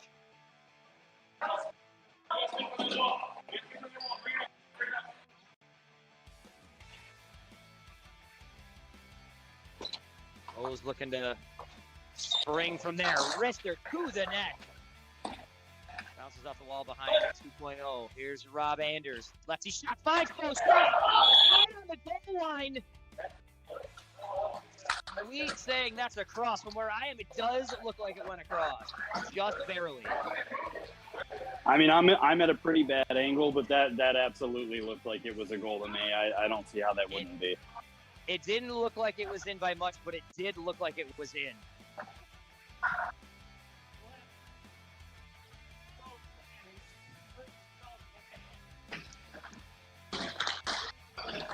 Foes picked up his second of the game, second of the season. Gets his team back within 2. Link Biscuits now 5-3 here to the Master Raiders. Oh, what a quick save there from Matt. Butterfly, both sides. Turns. Bob with put a the on that game. The Bob right there.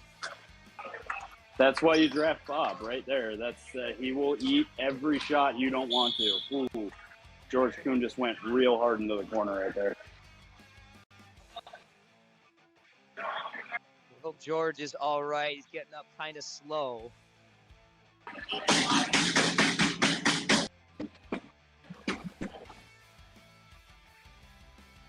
Got to give him some love there. He was on my team last year. Good guy. Good guy. Play hard. Face off at center ice.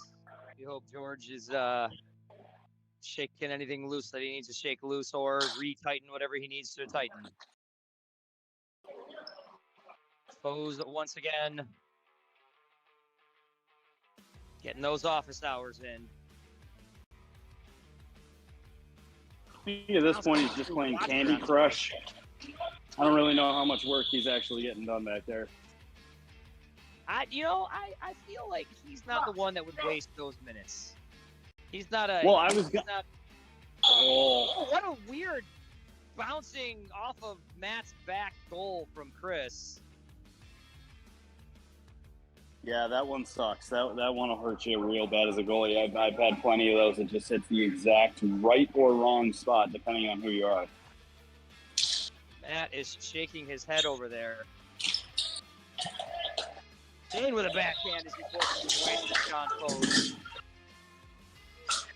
6-3. The Vaders in front of the Biscuits. Red here down. Bouncing puck through the net. Still loose. Shane away. Bounces one ahead for Leduc. Leduc out of the corner. Looking to dance away from Blotzer. Blotzer standing tall. Duke spying things. Back for Chris. Chris Ritzer up well over the net. Oh, next time he did that, though, a bounce and went in, so anything could happen. Cross point pass to Blotzer doesn't connect. Duke almost with a chance by himself. I gotta say, John Blotzer playing great defense against Steve Leduc down here. I want to give him his props on that one. I have really liked Blotzer's game this whole time. I think he's played real well.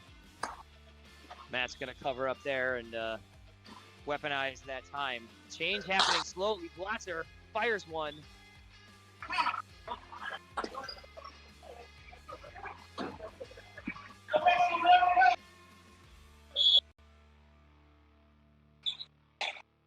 Start up from what a nice save from 2.0. Another nice save from 2.0.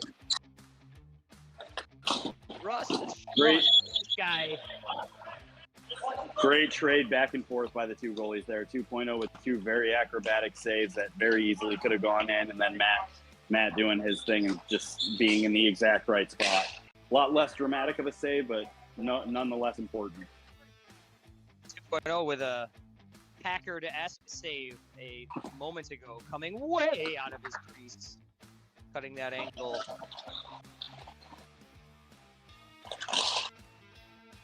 And I think now we're seeing an early version of third period post start to come out in the last few minutes of the second period here as he just blasted Kurt through a door, trying to get a shot on that. Nice to see George out there, none the worse for wear. Made a real nice block a few moments ago, so he's back in there. Steven Foes off the wall, working against Blotzer. Gets it back. Wired shot. I'm perhaps overusing that word, but I hope I'm also illustrating that the shots coming from this white team are absolute rockets tonight. Yeah, and that last one went off Matt's face. Not jealous of that one. Another just laser beam down low. Kurt with a rebound chance.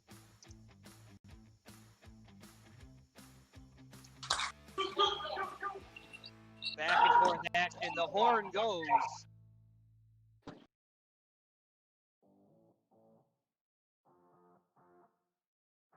So the end of 2, the Vaders lead this one 6-3.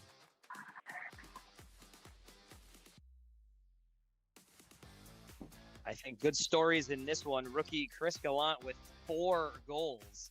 His last one kind of a goofy bounce off the wall, but he is playing a pretty terrific rookie debut out there. Stephen Leduc's got a goal. He's looking every bit the first-round pick that he is. Shane Shane R., the man with 3 consecutive cups. Not that any of us are jealous of that. Yeah, the only one. The only one. He is the unicorn when it comes to that particular statistic. Yeah, this Masturbators team looks they're no joke. They look all the. I will say 2.0 had a lot of confidence in what he was doing with these guys. So I don't know if he knew these guys. I don't know what it was. I don't know if it was female intuition or what. But this team looks really good right now. I knew, and you heard it in his draft analysis over here with the mayor himself. I'm in the mayor's presence as they're over here. I'm kind of in this team meeting over here. I'm feeling very included in a game that I'm just a part of the broadcast team. But from both the draft night, post-draft night, and the first podcast of the season, you knew 2.0 was looking at Stephen Leduc. I mean, he said that a number of times. He was hoping to get him where he got him. He wasn't sure he was going to be there. He got him. There's some quirks with the way the first round fell and who got picked when and where. Leduc goes, it's those next 2 picks that I think will speak to how to scout it. Bose in the second. And then he gets Chris Gallant with his 3rd skater pick. And again, that's in the early moments of this season. That looks like it could be the steal of the draft, getting Chris where he got him.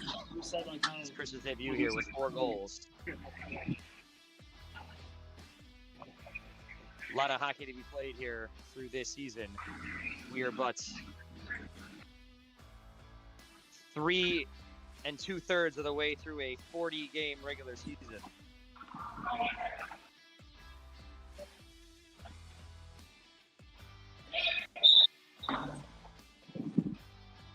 2.0 to the bench, doing some captain-y things, perhaps. I think probably just taking food orders for after the game. Nothing serious. That's a heck of a leader right there. You taking notes over there, Cap?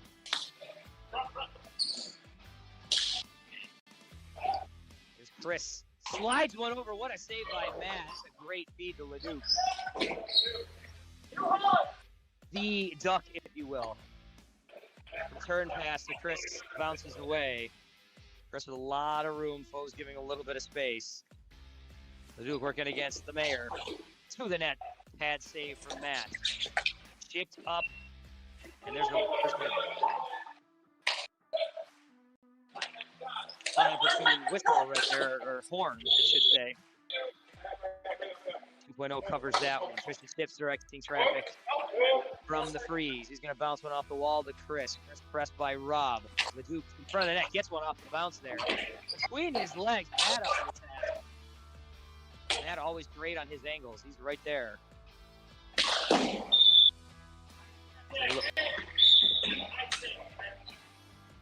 So the second rookie high stick of this game.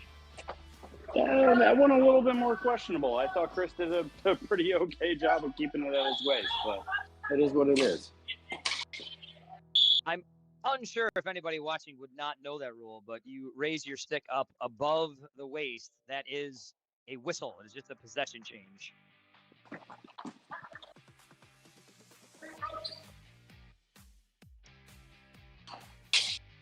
And I don't know if this was a coaching change by 2 or what, but I'm noticing in the first few opening minutes here, suddenly not really that many net crashers for the white team here. A lot of hanging back and not sure what to do, like they were earlier. But and another hard shot from Fish and Chips as Leduc is looking to spin. Glove save by Matt. There's the flourish. I'd love to see it. Alex, if there was a singular note or two for this Biscuits team to try to generate here, what would you suggest? Honestly, I think I'd just say more shots on net. I mean, 2.0 is absolutely not playing like a slouch in any way. He looks great, but it's like I said, he did switch up his style. He's coming out of the net a lot, and he's kind of dropping down as opposed to already being set like he used to be a few seasons ago. So I'd say if they can crash a little bit more, be maybe a little bit more pushy, if you will, on offense. I think they'd be better off. And a dancing first goal of his career to Stephen Foes.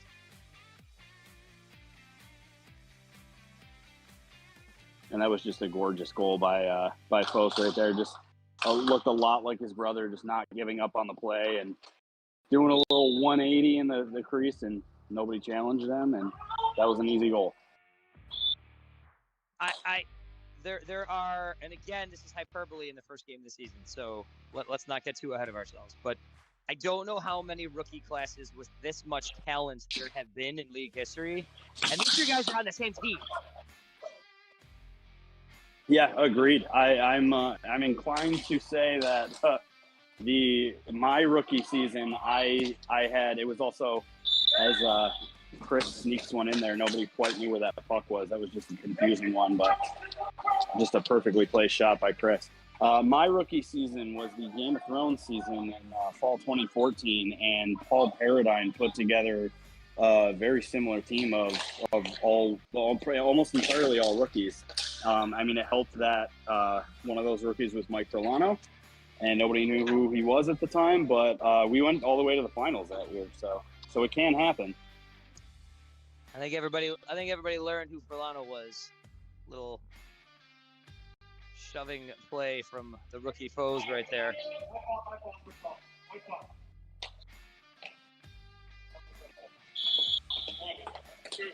Stephen Foes to Kurt down low.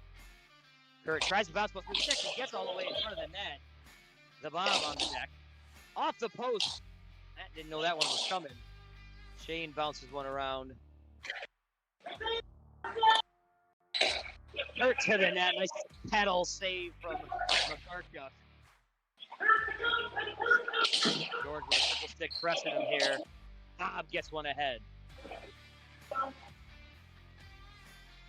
Kurt back in his own corner. Lifts one to the wall. This is going to bounce right back to Kurt. Goes to the wall. Working on his backing. Gets it to George. Doesn't get all that shot.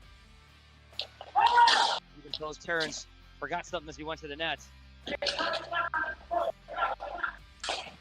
Goes bounce on the wall. Didn't forget that one. Nice play to himself there. Tries to get one through Bob. Nice defensive effort there from the Bob. Oh, more nice defense from the Bob. I think what I'm noticing with this Limp Bizkits team is that the Vaders are doing a really good job of containing Foes and kind of pushing him to the outsides and not really giving him good looks at two. And if you can contain Foes, you have a really good shot of stopping this team because, like I said, it's built around Foes. And they've done an excellent job of kind of giving him really bad looks at the net.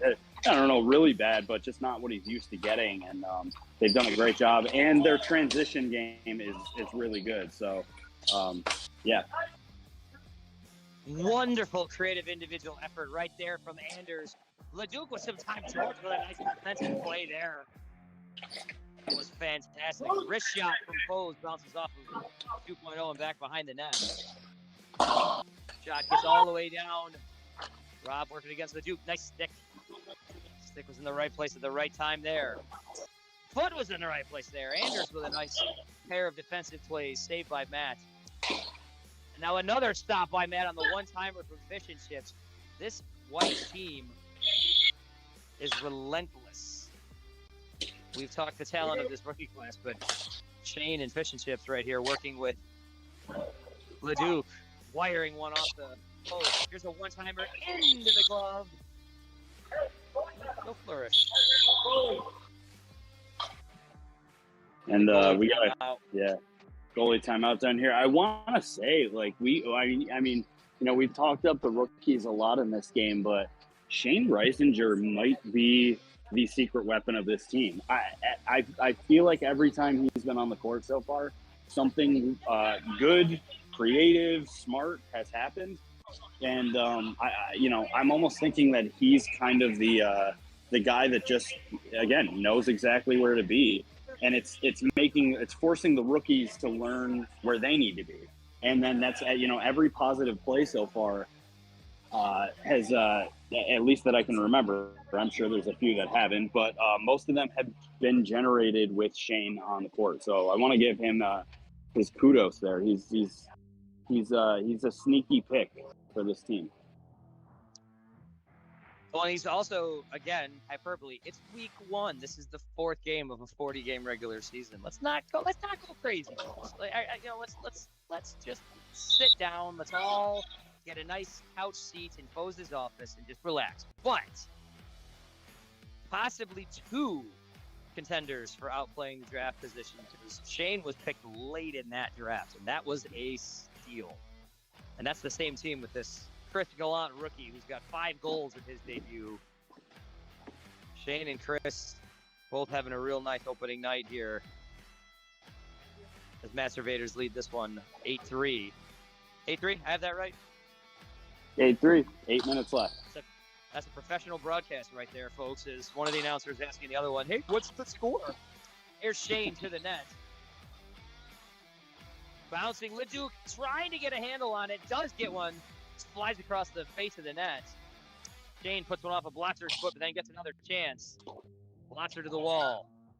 Continues the forecheck. This battle down there as Fishy Chips now comes off the padding. He gets one away for Leduc. Leduc trying to work around Rob to the net. Shane with the finish. It's like you heard us talking about him a minute ago. Yeah, and I mean, an excellent finish, and I want to say an even better pass by Steve Leduc there. Steve Leduc kind of taking the playmaker role on this team. It's almost like there's no room for another goal scorer, so he's really kind of been the quarterback of this team, and solid first-round pick there. Weird bouncer off the post they're saying was in. That was 100% a goal. 2.0's leg kind of blocking me on that one. Patrick, that was most definitely a goal. That was in. Yeah.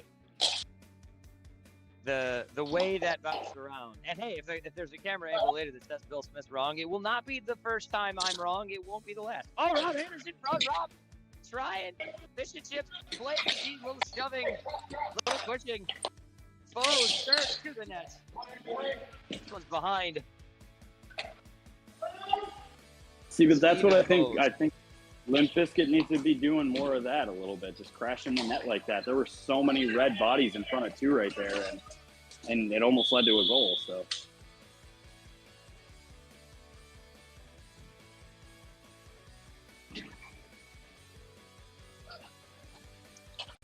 Speaking of Limp Bizkit, I believe we're hearing Fred Durst right now.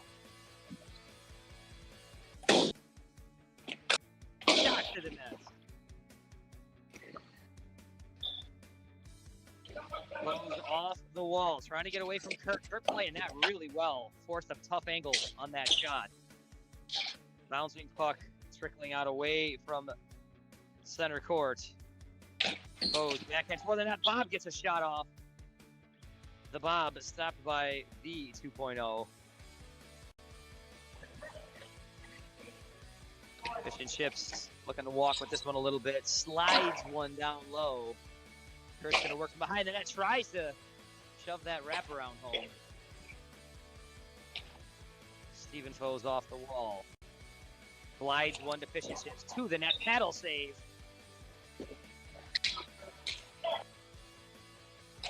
Another possession for Steven Foes. Here's Stephen Newberry with a wrister 2.0 with a stop.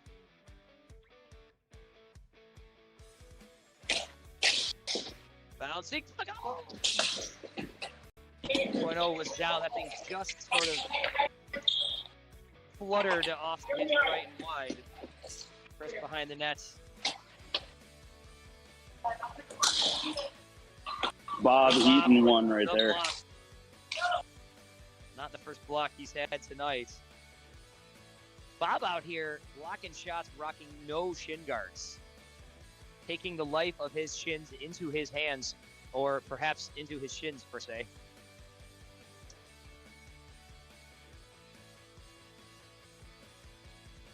Back for Chris, who's going to retreat and not be in any hurry here. His team holding a resounding 9-4 lead. Well, I mean, the game's not over. We've seen weirder things happen, weirder than 5-goal deficit being erased in 4 minutes. But, yeah, as much as Vaders can hold the puck here, I would advise on doing that because this game is far from over and can turn around quick. So Shane's going to come from down low. He's going to try to slide them through to Chris. This goes to Newberry, who says when it scores his first of the season. And just like that, we're at a 4-goal deficit here, and I mean, it's possible. 4 quick ones in about 3 minutes here. I do believe this. If there is a team that can do it, these guys look good. They haven't played bad at all. So Newberry scores the 341st goal of his career. Chris. Return pass from Ledoux.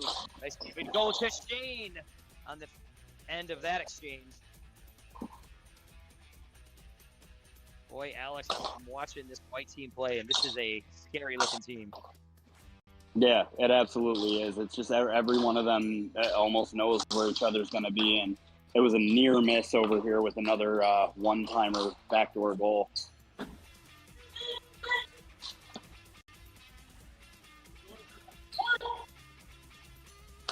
Way out to Chris. A lot of room. Rifles one home.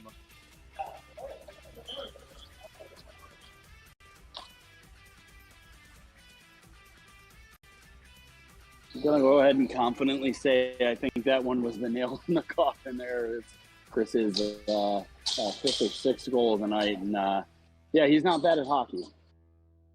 How he got drafted in the round he got drafted in will be something that is said every single game this team plays this season. Well, I mean, I think he hit the perfect note of not showing up to the rookie game so that nobody had any idea what to expect from him, and then that's how you get a stacked team right there. And I think that's going to play into 2.0's advantage. No one knew that he wasn't in the rookie game. No one saw that this is first round talent that he got in the middle round.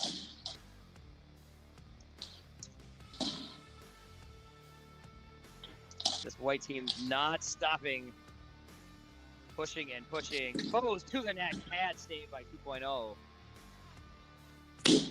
Trying to slide one across for Newberry.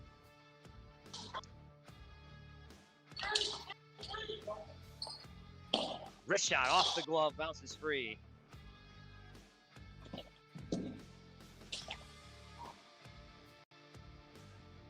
Backhand from Newberry. This hits 2.0 in the chest. Kick save on the second chance down there from Bose. Last minute of play here in this one.